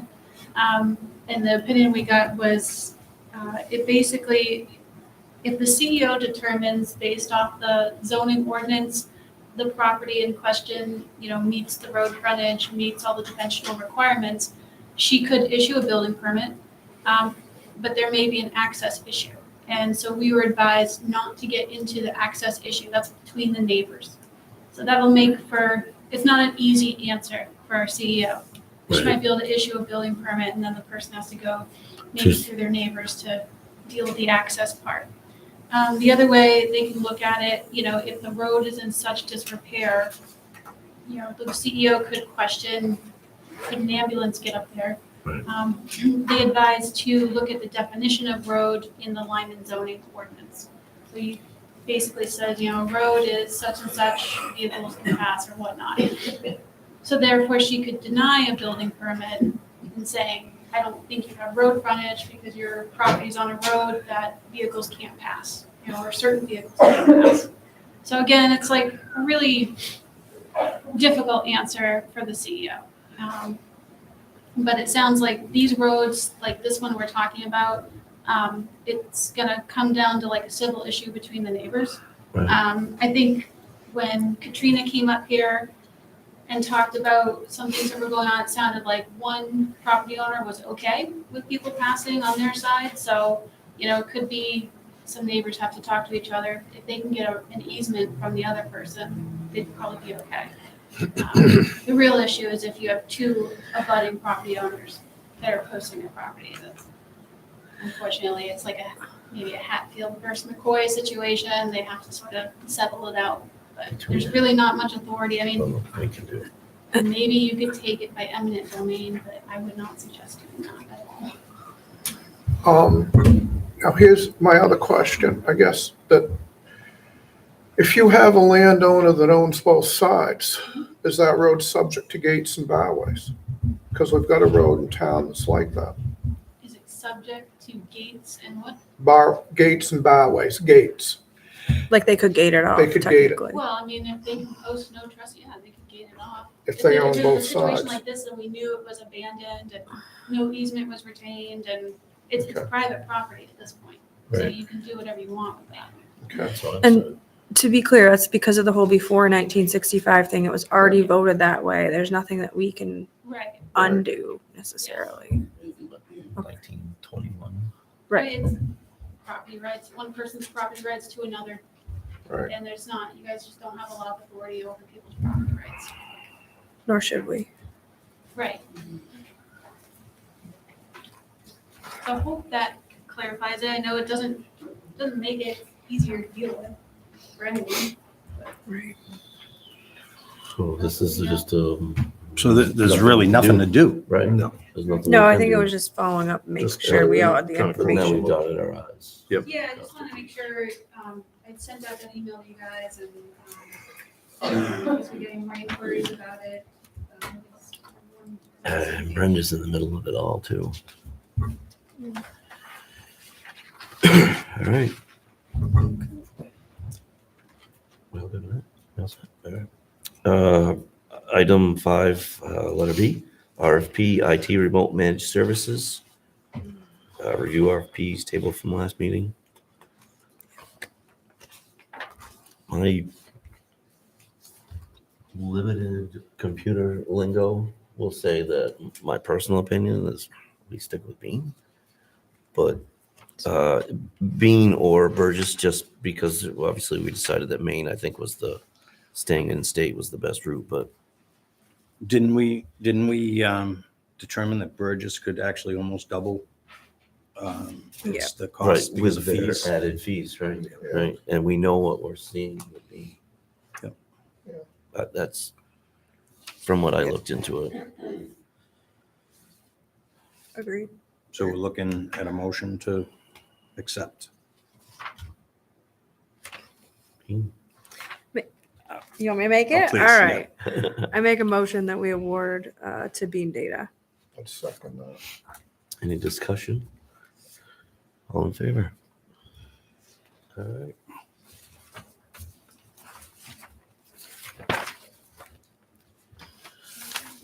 Nice to get that done. All right, review quotes for town audit. Current contract expires June 2023. Did we only get one? Yeah, we did talk about this like, I think back in December. We did. And I tried to reach out to a couple of different auditors that just didn't get a response back. And so this one was the only one. We've used her before.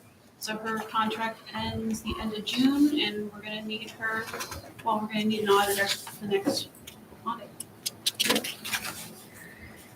I'm only guessing that maybe it doesn't even matter that Jeanette's okay with this. I mean, I think she should have a choice, I guess. But Yeah. for I what think it she is. said she's fine. Yeah, okay. So I make, Okay, we're on a roll. Make a motion that we award the auditing services contract to Maine Municipal Audit Services from June 30th, 2024 to June 30th, 2028. I'll second that. Any discussion? Question, this price, was it any significant increase from last year? It's the same. It's the same? Yeah. Okay, I'm done. All in favor? All right.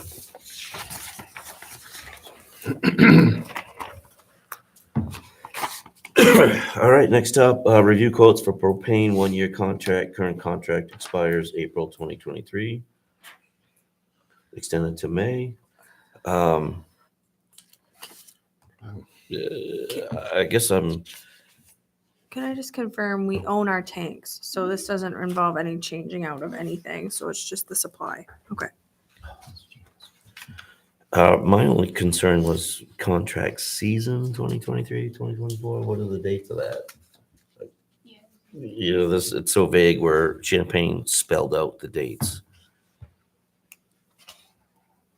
Champagne was at 1.799. Down East was 1.649.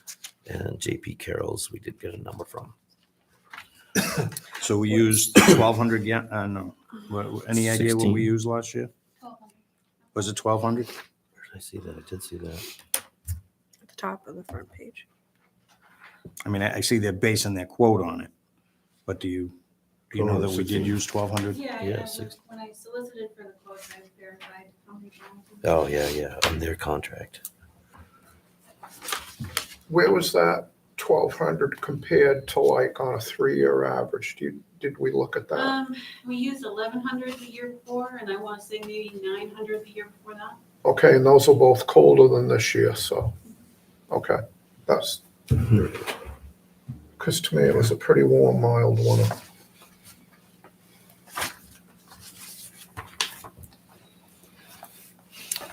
So I guess I would entertain a vote. I think they're all reputable companies. Yeah, Extreme. I don't know. I'm always going to err on the side of budget. So I would make a motion that we go with Down East Energy. Yeah, I'd support that. I'll second that. Any discussion out there? Should we ask for a definition of contract dates? Before we sign anything, yeah. It's a difference of $180.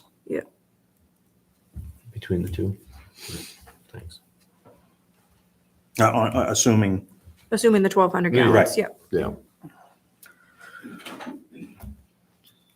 So how's that worded? We confirm what that is before we go with Down East, what their season is?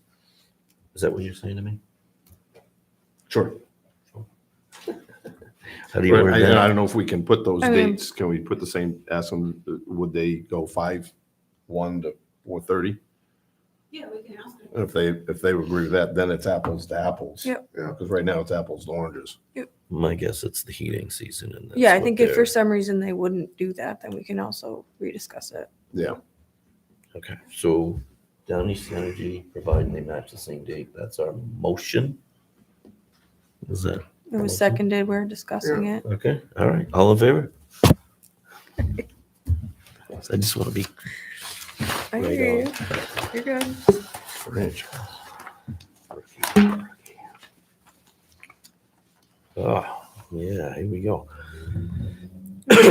Um, My favorite. yeah, Tony Vigil. This guy. All right, so we gave something, right, to Shelley And she came back with, about the ordinance, Yep. right? they wanted an ordinance first before they'd sign anything.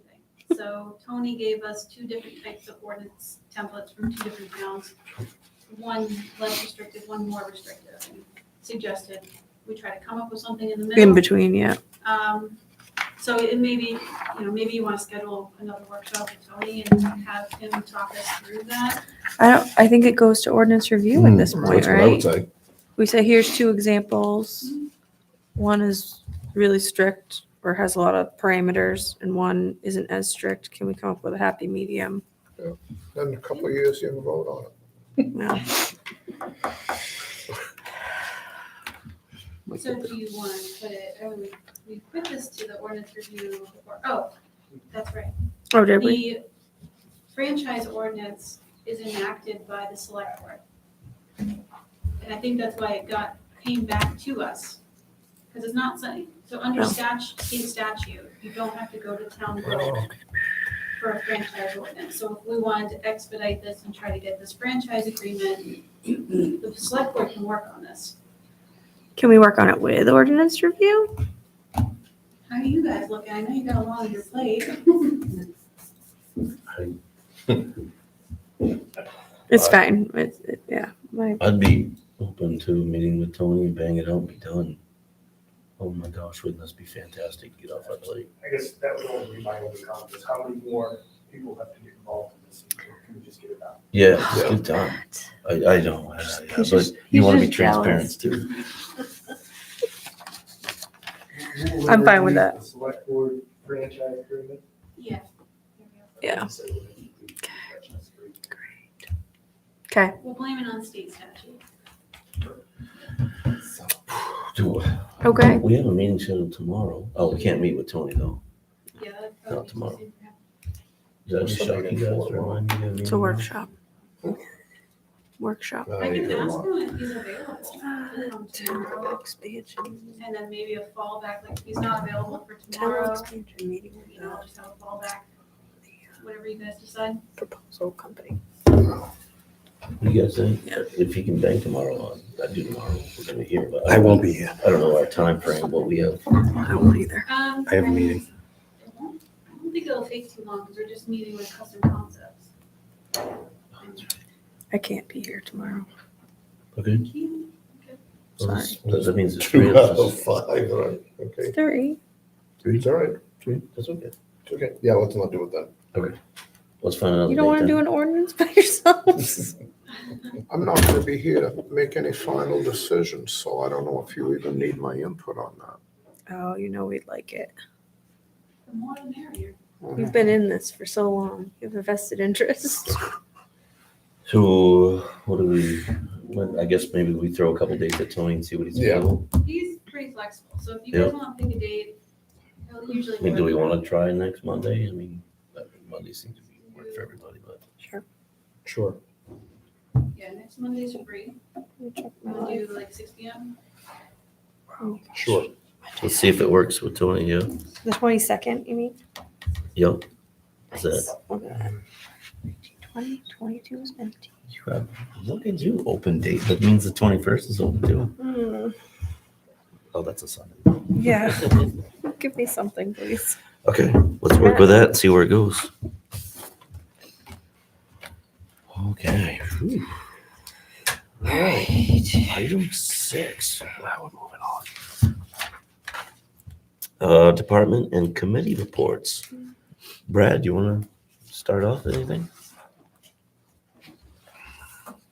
So the last major rainstorm we had significant damage done to the snowplow turnaround area at the bottom of Oscar Littlefield Road. It's since then been all repaired. So a fire truck can now turn around in there without getting buried.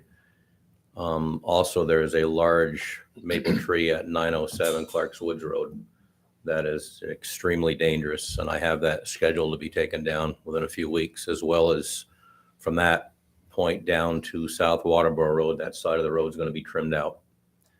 The branches and the trees there are way outside the white line. They're inside there, so it's horrible to drive there.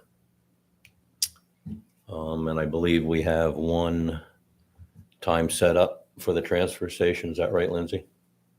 Yeah, Monday. the Monday, 22nd at with an 8:30. electrician for the lighting. That's all that's come in so far. That's it. Well, hopefully Thank you. a little more traffic on that. Chief, anything you want to add? Not a whole lot. I mean, since the last time I was here, we're back to full staff. Calls are still coming in. I think we're 10%, above 10% our call volume that we were last year this time of year. Calls are getting answered. Crews are doing a fantastic job and things are going well. About the weekend uptick in people at the race, As far as how's it been impacting you guys? luckily, it hasn't. I think they've been working very well with us and the planning board. They're doing what the planning board has asked of them, and we've only been there twice so far this year, which if I pull the numbers last year, it would have been 6 or 8 times by now. Great. So I think they're being very cooperative and they're doing what they're asked to. All right, Nice. That's good. that's good news. It is. Thank you. Everything's good. Thank you. Brenda, you want to take stage? You all set? All right, thank you. Not today. All right, moving on to D, Parks and Recs. Is Holly here? I don't know if she wants to jump in. Request for approval to collect donations to purchase new playground equipment. She has it's a It's boat. like Friendship Park. Yeah. It's so popular. Yeah, it is. My kids have Just played on saying. it. So I guess, how do we feel about that?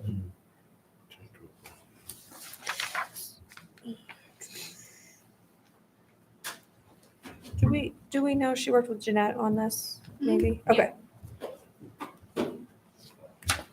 It's in the budget.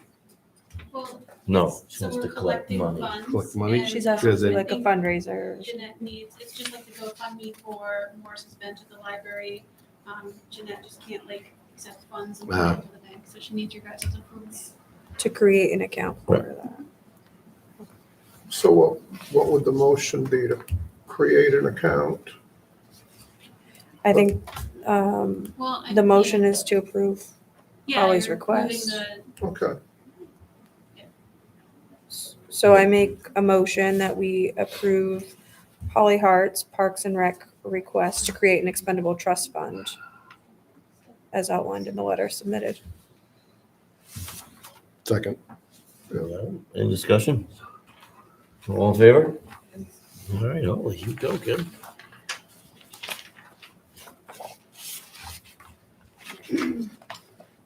All right, we got town clerk, April 2023. Tax code. Oh, tax clerk, sorry. That's a big one, sorry. Revenue, total tax commitment, she's got excise tax received, 143,000, boat excise, 1,586. Total excise collected, 144,798.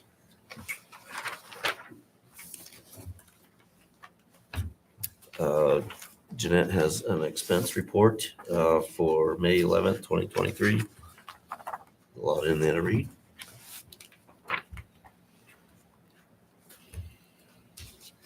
Town Hall Expansion Committee. I don't know if anybody I wants think to we jump just in. left it as a placeholder. Yeah, I think so too.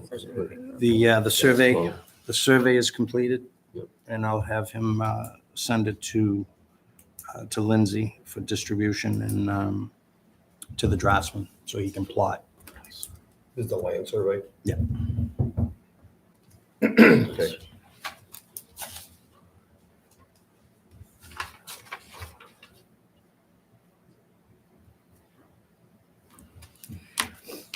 All right, moving on. Item 7, Review, approve added warrant Article 42 and 43 for annual town meeting, June 15th, 2023.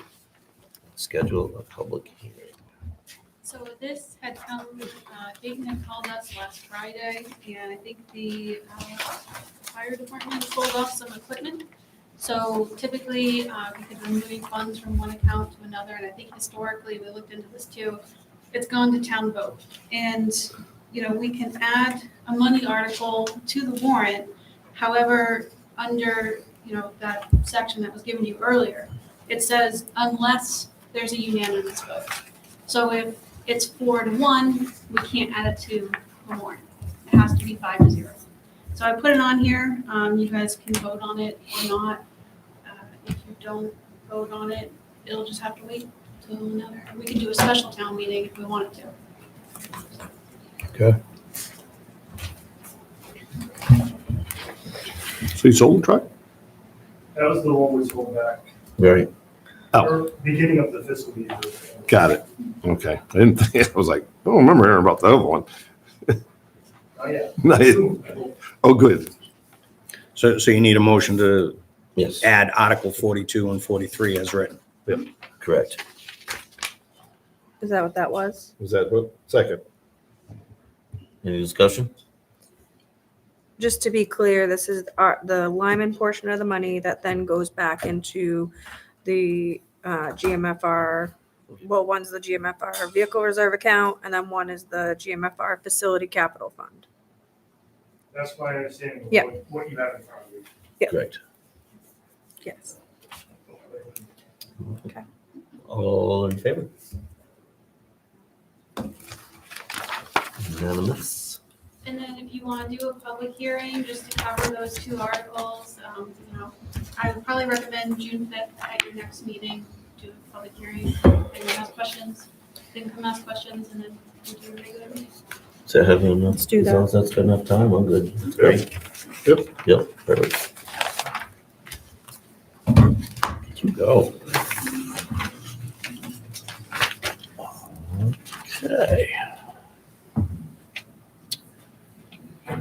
Next up, item 7, Brian Dulong.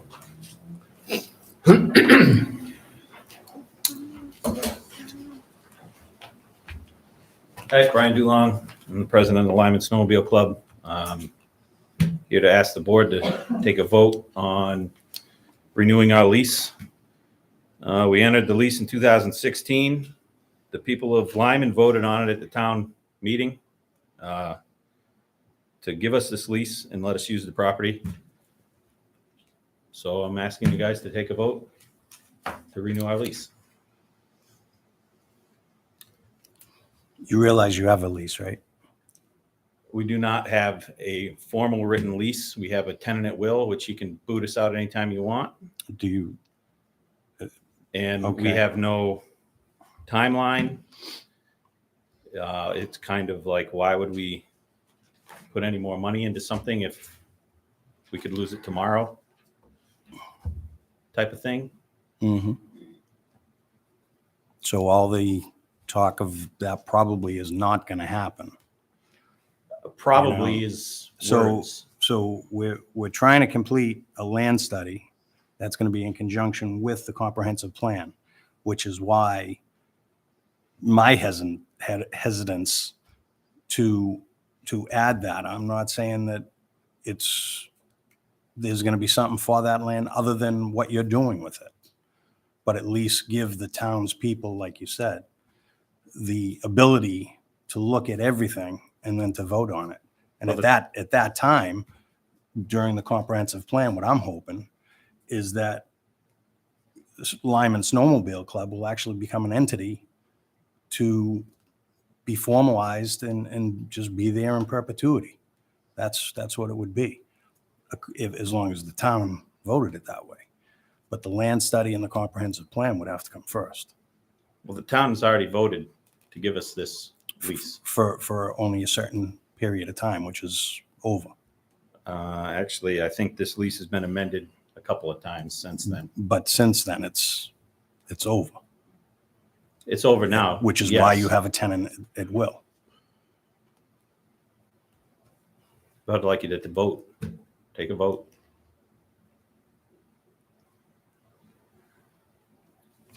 Well, you don't have a drafted lease in front of you, so what are you voting on? Right, what do you look for time frame? What do you, I mean, 'cause obviously what Well, our lease right now, it's 5-year terms and it renews itself automatically. This last lease, I think it was a 4-term lease. It renewed itself automatically on July 4th, I believe, or April 4th of the 5th year, and it ran out. Somehow it fell through the cracks that it ran out. We were under the impression that we weren't running out. And so we didn't pursue this and bring it to the town before it ran out. The way there's some tricky wording in the lease. I mean, we all understand that.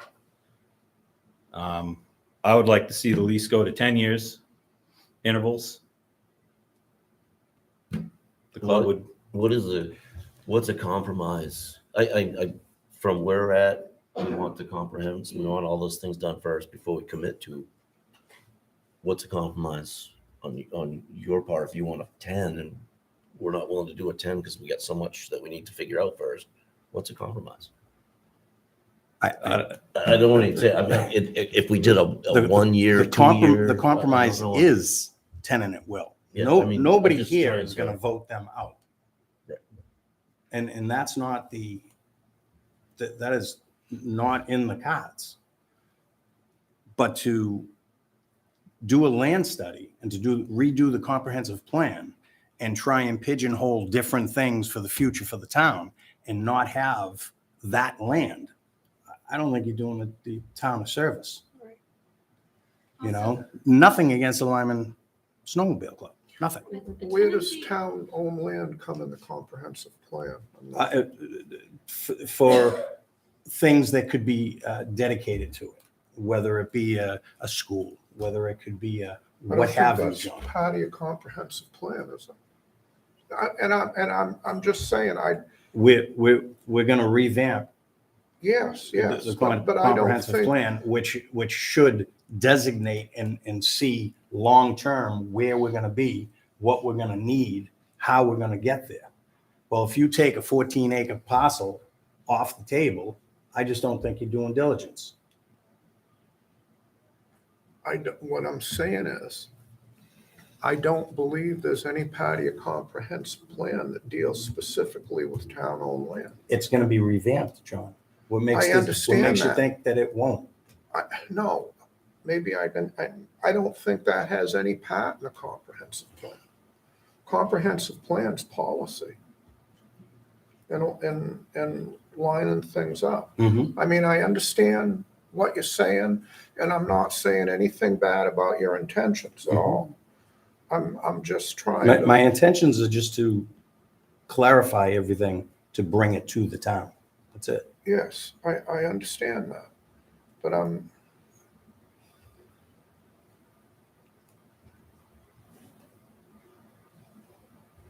listening to both sides of this, and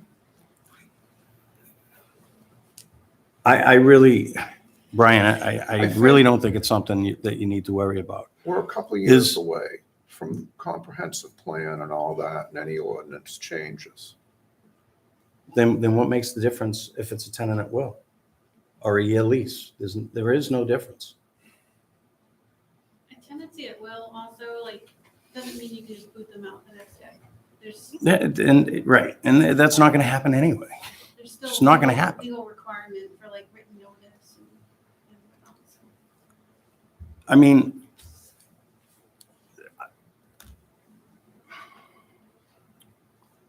I don't think it's right to tie something up for another 5 years if we're in the process of trying to figure out what to do with all the other land that we have for the town. Okay? I mean, a couple of things. So your club is a private club, public club, private club? I mean, you join to be a member. Okay. So congratulations. Evidently you were appointed or elected? Yeah. Appointed or elected. Elected. So just one thing, not that it's a criticism, but I didn't notice anything on your website saying that there were elections. So how are you welcoming the community in? What community activities are you going to have in that building to show the town that, you know, the snowmobile club is a worthy entity to tie up this land? We've actually talked to the Historical Society, and we were going to invite them in to use the building. Obviously, they had some requirements for storing their material that needed climate control, and we could not afford to do that, so they would have had to kick in some money to help with those bills, and they could not afford to do that. So it kind of got left there. I would love to see the Boy Scouts there. There's 14 acres of woods there. There could be a camp in the back for them. Would be great. Any other community, cemetery committee, it's a building. It's town's building. Well, it's our building, but it's on town's property. It's a community building. So why don't we work towards that? Work together towards that? Why are you hung up on a lease? Well, we need a lease to be there. Well, you have a lease. It's a tenant at will. Now you're talking about what I'm talking about is bringing in the community and making that something much more than it is now. You know, I mean, let's face it, not much has gone on there in 5 years. I'm not sure how you pay your bills without fundraising. But that's a question that can be answered, I guess, if I go to a meeting and join and pay my dues. But that's my concern. I think if you go in that direction and you welcome these people, you make it a community.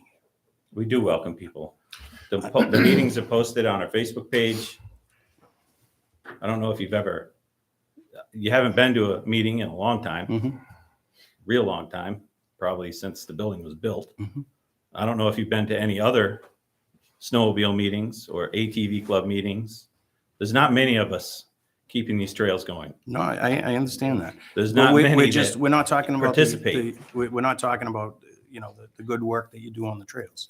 We're talking about the building and we're talking about the acreage.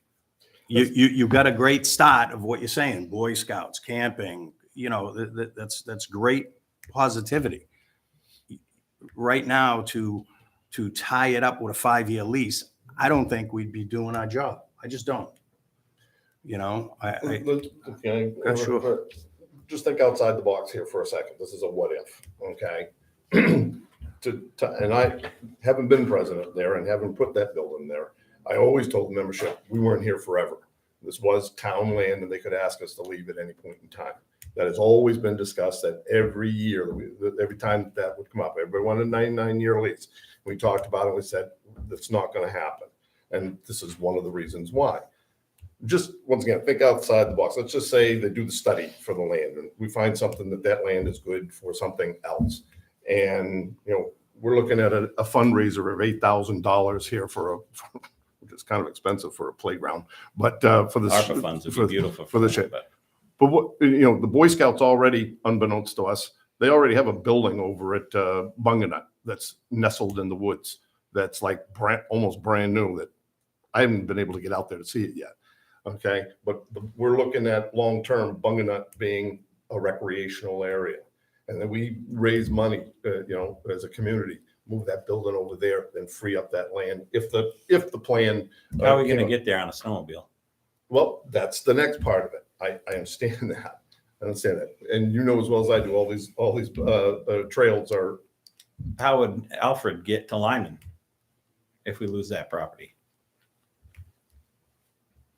I don't know, Brian. I'm just saying you'd have to take a look at it. You're always taking a look at what if somebody builds a house?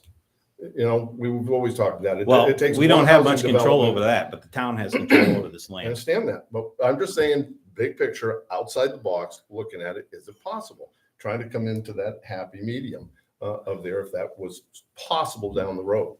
And I agree with Dave, tying up 14 acres until we can get that study done. And because there's a lot of land, I've driven around with Brad Nickel, and he like 5 acres here, 200 acres there. We've got land everywhere, and we're trying to get a handle on it. And so I see what we're trying to do, and I've been on your side of the fence also, but it's also been understood that that is town land, and that there could be the day, and it's in the lease, that they could ask us, ask the club to vacate. I mean, there is a clause in there. You're right. They So- can ask us to vacate anytime. So why don't you renew our lease? Well, I'm just saying. And then you can what's the vacate difference? us when you need to. The other concern I have, Brian, is what the board should be concerned of as well, is the neighbors. Never had a complaint. No, I didn't say you had a complaint. But we haven't reached out to the neighbors. We don't know if there's a negative effect value-wise with the building for their property value. Why would it have a negative value on their house? Well, I don't know. It seems, as I drive by, that it's not exactly the best maintained piece of property in town. No disparagement meant, but you asked the question. Yeah. Sometimes it takes a negative when appraiser goes out there, that's all. No big deal. All I'm saying is, we haven't even broached that subject yet. I think your tenant at will is doing everything that you need. Run with it. Run with it. The more that building looks good, the less likely you're ever going to lose it, or it's ever going to be moved. Or we put money into it and you say, sorry, get your building off in 30 days. It's not going to be you. And if you don't get the It's- building off it's- in it's 30 not days, gonna- now it's it not going becomes to be yours. you, Brian. It's going to be the town. You know what I mean? It's not going to be a 3-2 vote. It's going to go to the town. That's what it would do. We'll put it to the town. Put it on the warrant. I'm not going to be bullied. I'm not bullying you. I'm not going to You be just said bullied. it's going to go to the town. We've already done this before. I said my piece. Any other comments? John, Jess? I don't think, I mean, I guess in my brain, as far as to Rusty's point about compromise, I personally don't think right this moment, based on knowing that we're looking at land, that I could get behind a 5-year. But is there does a 1 year make you feel better versus a tenant at will? I don't know. I don't think that does much to address what you're putting forward right now. I don't know. What do you guys think?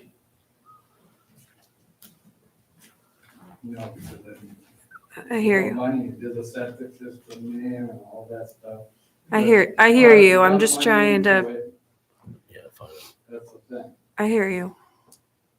So What are we'd you- like what to are you- see what are 10 you year, doing? once you leave it at the 5.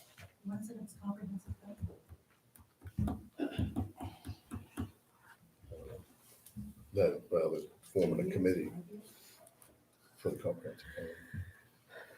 And we were never told, you guys. Excuse me, you need to come up here. Yeah, good stuff. Just so everybody We were can, never told, basically, that, here, go put a building here, but we can pull it at any time. We wouldn't have wasted all that time and money. Yes, we were. No, that's No, a lease. at the but- yeah, Yes, they yes, can we- pull yeah, it. yes, we were. But basically, if we're doing things wrong and stuff, we were told, why would we spend all that money for that building? And the I place hear you. does, I don't see where it looks bad. And the neighbors they come over, they've been calling him because somebody was dumping over there and stuff like that. Mhm. They don't have actually, the neighbors use the property quite a lot, like a lot. Mm. With their kids and stuff, they go over and they play, they slide and all that stuff. So it's not. Yeah. I mean, if you can find some neighbors that have a complaint, then why haven't they come seen us? I don't. Yeah, I'm not looking for neighbors with complaints, just to be clear. I just. But I mean, we just want to put money and do things to it, but it's like, Right. why spend money? And I mean, rip up our septic system and all that stuff and move it somewhere? It cost us. That's why he's saying just have a vote on it. I mean, you're talking, it's 14 acres, you can break, the other town, you can break part of that off and still sell a piece of it. which could very well happen. But when With are the we gonna land know? Is the building gonna fall apart by the time we find out?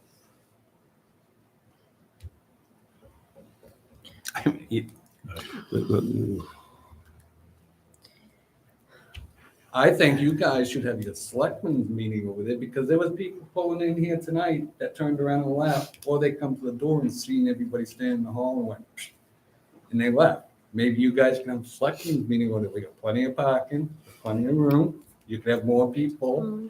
I mean, I'm sure there was more people that wanted to come in here tonight, but they didn't. There was people parked on the side of the road.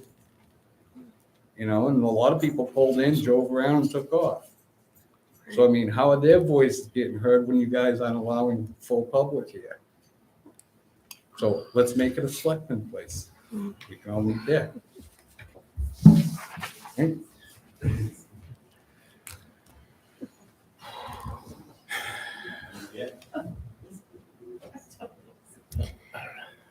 Go with this, but I think I wouldn't recommend doing anything but tenant at will right now. It's not hurting them. It's not stopping them. It's not doing anything. You know, I mean, anything they're going to do, they're going to fundraise. They're not going to take it out of their own pocket. They're going to fundraise. They're going to raise the money to do the work.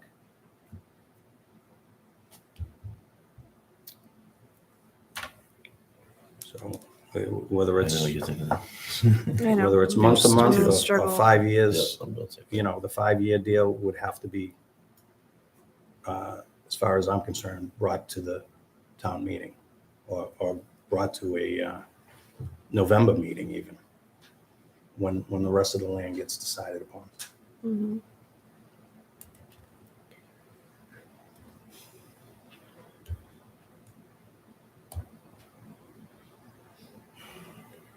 Can we take a look at lease language at least before I say, I'm just, if there's flexibility in the language as far as like the land, right? So I think that's where I'm stuck, right? Have the lease 14 right here. acres.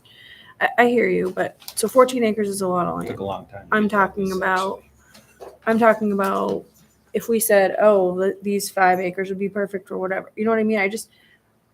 Is there flexibility to be able to come back to that? Are you and do it? familiar with that? I think there very well could be. Vaguely. I mean, I think there very well could be. After the land study and we get everything and we Sure, look at it and we I say, hear you. I there's like no that reason why too. we I'm can't just- do this. I'm That's sort of all. just trying to find a happy medium. That's all I'm trying to do here. I'm not It saying one rolls is right, down one is over wrong. Pretty hard and stays pretty wet Wet, behind yeah. you, right? It's pretty wet back there, absolutely. Yeah, that's, I don't know where you are. I don't have a good answer. I don't know how you divide it either, because No. Yeah, and you'd I be don't. going right Okay, through let's the talk about the workshop forum parking lot. thing. Right, you that's wanted what to I'm divide saying, that I think the buildable part of it would be up where you are, the way it rolls down over and as wet as it stays. Well, schedule More reason, John, to wait for the land study because we haven't been out there. You've been out there. You've worked out there. Yes, You I were have. pushing rocks into the ground Yes, I was. over and over again, boulders, Mhm. squishing them, Good times. endless, Yes. into the ground. But I haven't been over the 14 acres, so I don't know what the whole parcel looks like.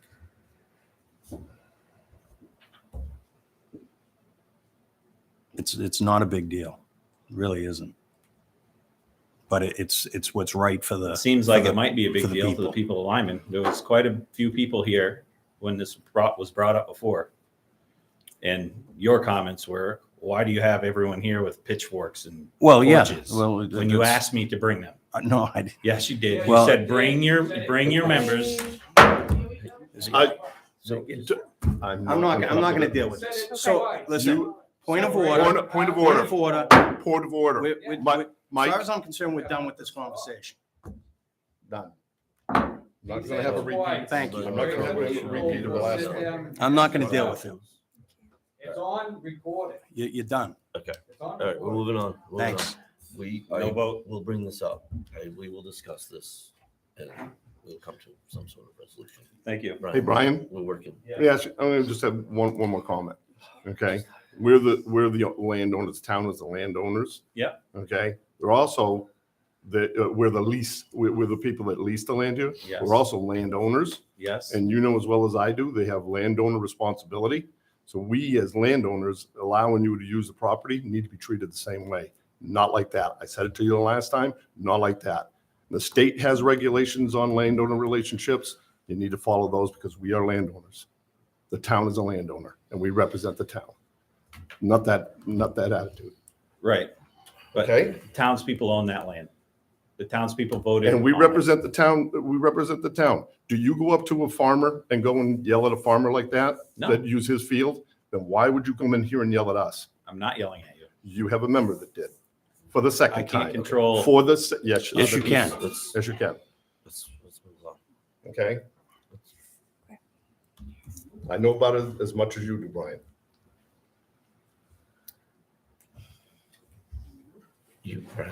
Brian, we're hearing you, and we'll work Yeah. on some sort of resolution to this. All right. We'll work with the data. Thank you. Move on. All right. Okay, we'll talk later.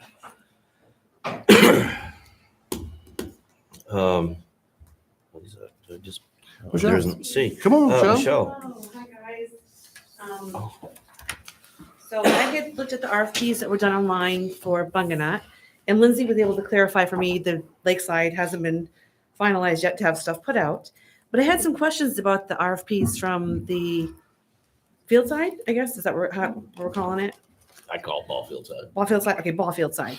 So one thing I noticed, so correct me if I'm wrong, but is there already a well there? No, Not on that side. No. Not on that side, but there's a well on the other side? correct. It's a little red 4x4 building that's in the back of the parking lot. All right, so, okay. So you're looking for a well to be drilled on, because I know after being on ARPA and then all the before- can I workshops. stop just for a second? Yeah, yeah. Everything that was priced out on the ball field side, I got from this ARPA thing handed to me from you guys.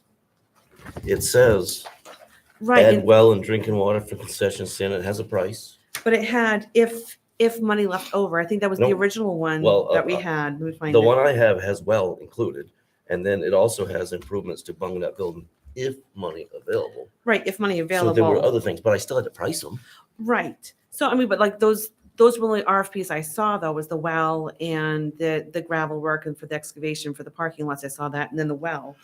And the well was further down the line if there was going to be money left over. Correct. So I was just curious though. I guess the other thing is, if to put a well in there is for this concession stand, correct? Is that Yes. why we're looking at In that? theory, In theory. All right, and I know we never talked about the concession stand at all in the workshops or ARPA, so that was kind of news to me to see that one on there for an RFP. I don't remember that. Maybe I completely missed it. But about the if well you're, going in the concession. no, for the concessions. I don't, and also the RFP for the concession stand to be fixed. I don't remember seeing that or that it was like in abysmal shape either. Did we It's talk about that? It is on the list, But it was further down. right? But again, I have to price it out, so Right, I right. got to ask for it. Right. I Right, get that. right. So but there was And other stuff have that you- wasn't. I went down to Bunganut today and I took pictures. Yeah. And if I you haven't- could climb that stairwell that goes to the back, you wouldn't climb that stairwell that No, goes to the back. there's so much to be done It over needs there. repairs. Right, And so so- that's why I moved it. I got prices, just in case. Just in case you have the money to We do it. said, All right. oh, the fence along the road. But I didn't see the other RFPs going out. So that's why I was like, oh my gosh, what are we doing with all the money that we told people we were going to do it? So my thought process is, to put stuff in, how are they going to pay for themselves? So, or how are they going to be usable for the community? So even if you put a well in on that side, and I don't know if the water's potable on the other side of It is. the. It's been tested. I I've mean, tested it. is there a fountain on the other side for the people to access it? They use it for summer camp. I know. I don't. Summer know if camp, they but use it. use there is, it, okay. so- So, I mean, I guess if there is something over there, could there be something outside where people can fill a water bottle or whatnot? Or are you afraid of someone leaving it on? Just, if we're installing a well, if it is for just a concession stand that's only used on weekends, then we don't have a heck of a lot of people paying for field juice yet. That whole protocol isn't quite. That well, between you and me, is the very end of my list. Okay. I have coached and refed at that field for over 20 years. Mhm. I know that field. I know how it works. A well for a water fountain is a waste of money. Okay. And- Well, if you know, in addition to doing it, if But- that's where you were doing it. But that's that there why be access you to the guys public. gave me that number, so I had to do it before I could say, that's too much money, we can't spend. Okay. that." I had to have that evidence first. Right. Because there was just questions about why is it being done like that? And I wasn't sure. And then I heard there was another well and I didn't know where it was Yeah. because, And actually, the concession stand is stubbed out for a sewer system, which oh, it is? I didn't called know that Mr. either. McDonald and he gave me some advice on how to figure out it's stubbed. It's not there, Right. but it's stubbed. I mean, hopefully there'll be stuff on the other side too Have for you thought about running the septic other and one whatnot. back underneath the road? And yeah, and this well thing, it's a, Yeah, it's I just, did you it had to because get the it's there. pricing. Yep. and then the options, what we can do with it after that. And the other question, which Tom, I think you kind of probably already said this, was any more information on the Boy Scout house and who owns it and is it Yeah, visible? I haven't been able to get out No more there. information. Is there like a road that goes down to There's it? a gate, yeah. Yeah, so. Yeah. Second gate up, Michelle. Oh, it's the Opposite second where gate? the- Okay. Where the new parking lot would be, it's locked up. Yep, it's Okay. almost across the street. All right, and I'm assuming the Boy Scouts have the lock then on that. But, It is their lock. So is it theirs then? I don't think they're going. I'm- one of I those- just wasn't- It's another mystery. That was for just- Bungana Pond. So it's another mystery of Bungana? Yeah. Okay, all right. Those were Unfortunately, all it's my really nice. questions I think that I had. I don't remember it being that nice. I don't mean, remember it's- that either, but maybe. I don't, That's what I was told. I've never been able to see it, so I don't of course see I it. haven't gone searching for it either. I So I haven't was been just out there curious for 4 who or owned 5 it though, years. and Nice who nice building. who maintains Yeah, it. Kids it might was go all to I right. don't think anybody. That's what we're Really? gonna try to find out. Yeah, because I mean, if it is a nice building, it's a shame for to have it just sit there. Exactly. It's kind of in a just sit there location. Yeah, well, I think, Michelle, our original intent was to price off everything that you guys gave us. Yep. And then. and that's all it was. And then Okay. go from there. And then go from there. All And right. then we're like, whoa, 30 grand for a well? Nope, you don't need Right. that. We need a fence more. than we Right, need because I knew well. we had the if money left over because we still Yep. had Kenny Bunk and all that stuff. All right, well, thank you for the information. That clears everything up. Thank you. Thanks, Michelle. I got it all staked off if you want to look at it. I saw you that day. That's right. All right. Great. Thanks, Michelle. Davis Road, lease expires 6/2023. Request to renew, see email. I suggest we do the same with this as we're doing with the snowmobile club. It's land that's going to be discussed from the land study and provide them with tenant at will. I appreciate the consistent approach on that and would support that. That was in my thought process. What piece of land is that on End of Davis Road? David, it's at the end. It's like a gravel pit. Oh, the pit? The pit. Okay, yeah.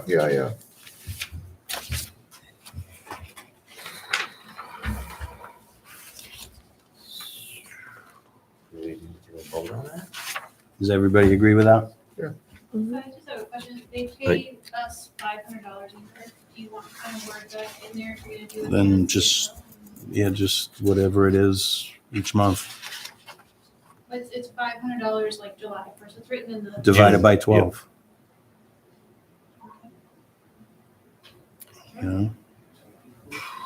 We do it once and we pay if we don't have to.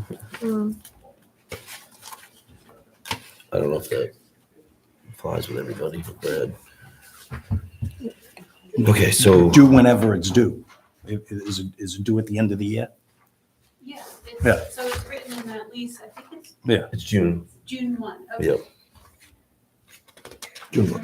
you guys want to do a formal motion and that way, because otherwise it just argues. I'll make a motion to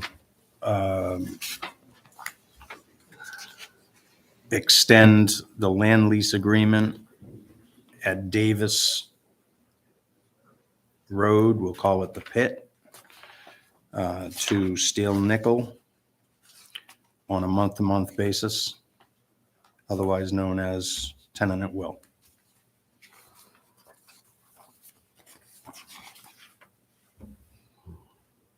I second it. Any discussion? Okay, I just had to process what you said, that's all. I said that this is my bedtime. All All right. So we have a vote? Do we have a second, Tom? Yeah. Yeah, Tom. Yes, all right. No. Sorry. Didn't get an arrow. Holy cow.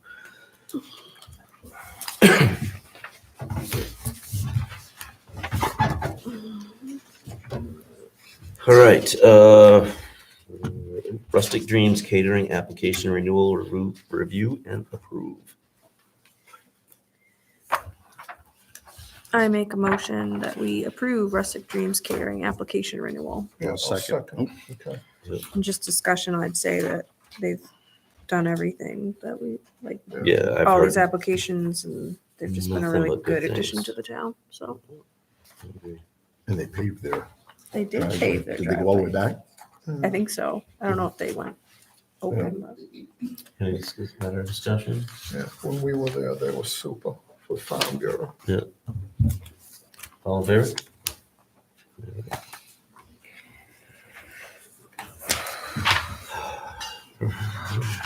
Let me see. Thanks, Chief. All right, appoint, review, approve committee applications for Bunganut Committee. We do the other one at the same time? So I'll make a motion that the Butternut Park Committee consist of Michelle Felicity, Holly Hart, Karen Kane, and Kevin, sorry, bud. Value. Value. And the IT Committee consists of William Single and Nigel Sampson.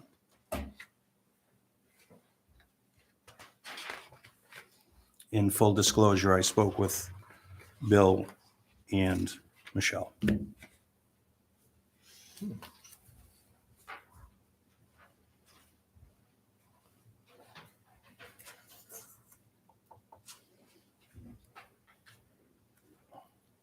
I'll second that motion. Any discussion? I'd like to look at the qualifications of Nigel. Nigel is a double agent, secret Yikes. double agent. I think he dealt with And so- Commodore. Did we put a number, right, on IT? I mean, I'd like to get it started. I just, IT had a number, I think it was 7. it was a lot. Okay, so I'm just my point of discussion being that it's possible that additional members would be added to help Yes. Nigel and Bill and not just dump it on 2 people. Okay. I think their first meeting should be, obviously, Bill had something in mind Mhm. with this IT. Mhm. Nigel happens to be an expert in cybersecurity, so he'll be very helpful. Yep. Okay. It's great. Thank you. Happy to All let right, you. so it was Did we second it? seconded, and then that was their discussion. All in favor? Aye. All right. That was both of them. Yes. All right.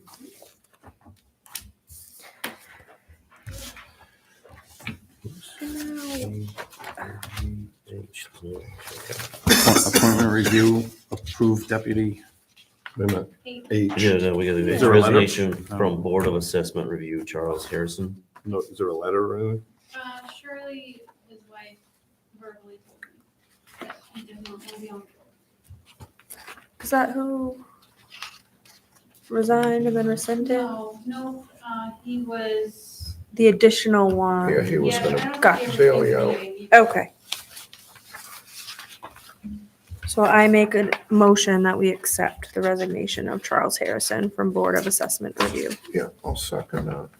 Any discussion? All in favor? Aye.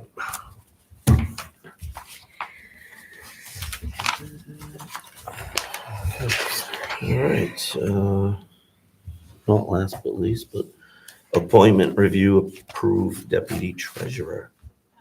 Which Which- should be me, because Jeanette needs someone else to sign checks. I make a motion to appoint Lindsay deputy treasurer. Second. Any discussion? All in favor?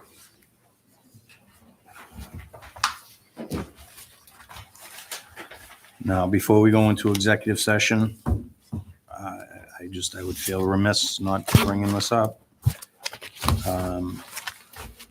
But does the board have any feeling on amending the article as discussed earlier by the town clerk and change their vote? That one's gonna be a tricky one, because you need budget, according to your charter, the budget committee has to vote on it also, so they vote the recommendation. I'm just asking if they have the,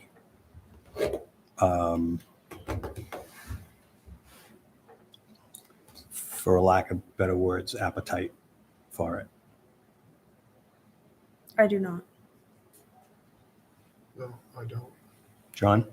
I think I'm sticking where I am. Tom? No, I don't. Okay. Thank you. So we have executive session now? Oh, sorry. I make a motion, we go into executive session for MRSA 405A personnel matters.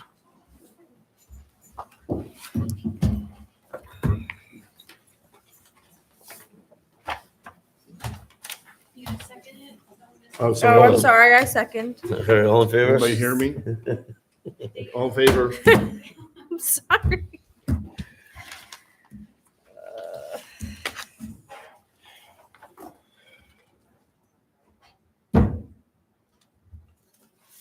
Did I put it down?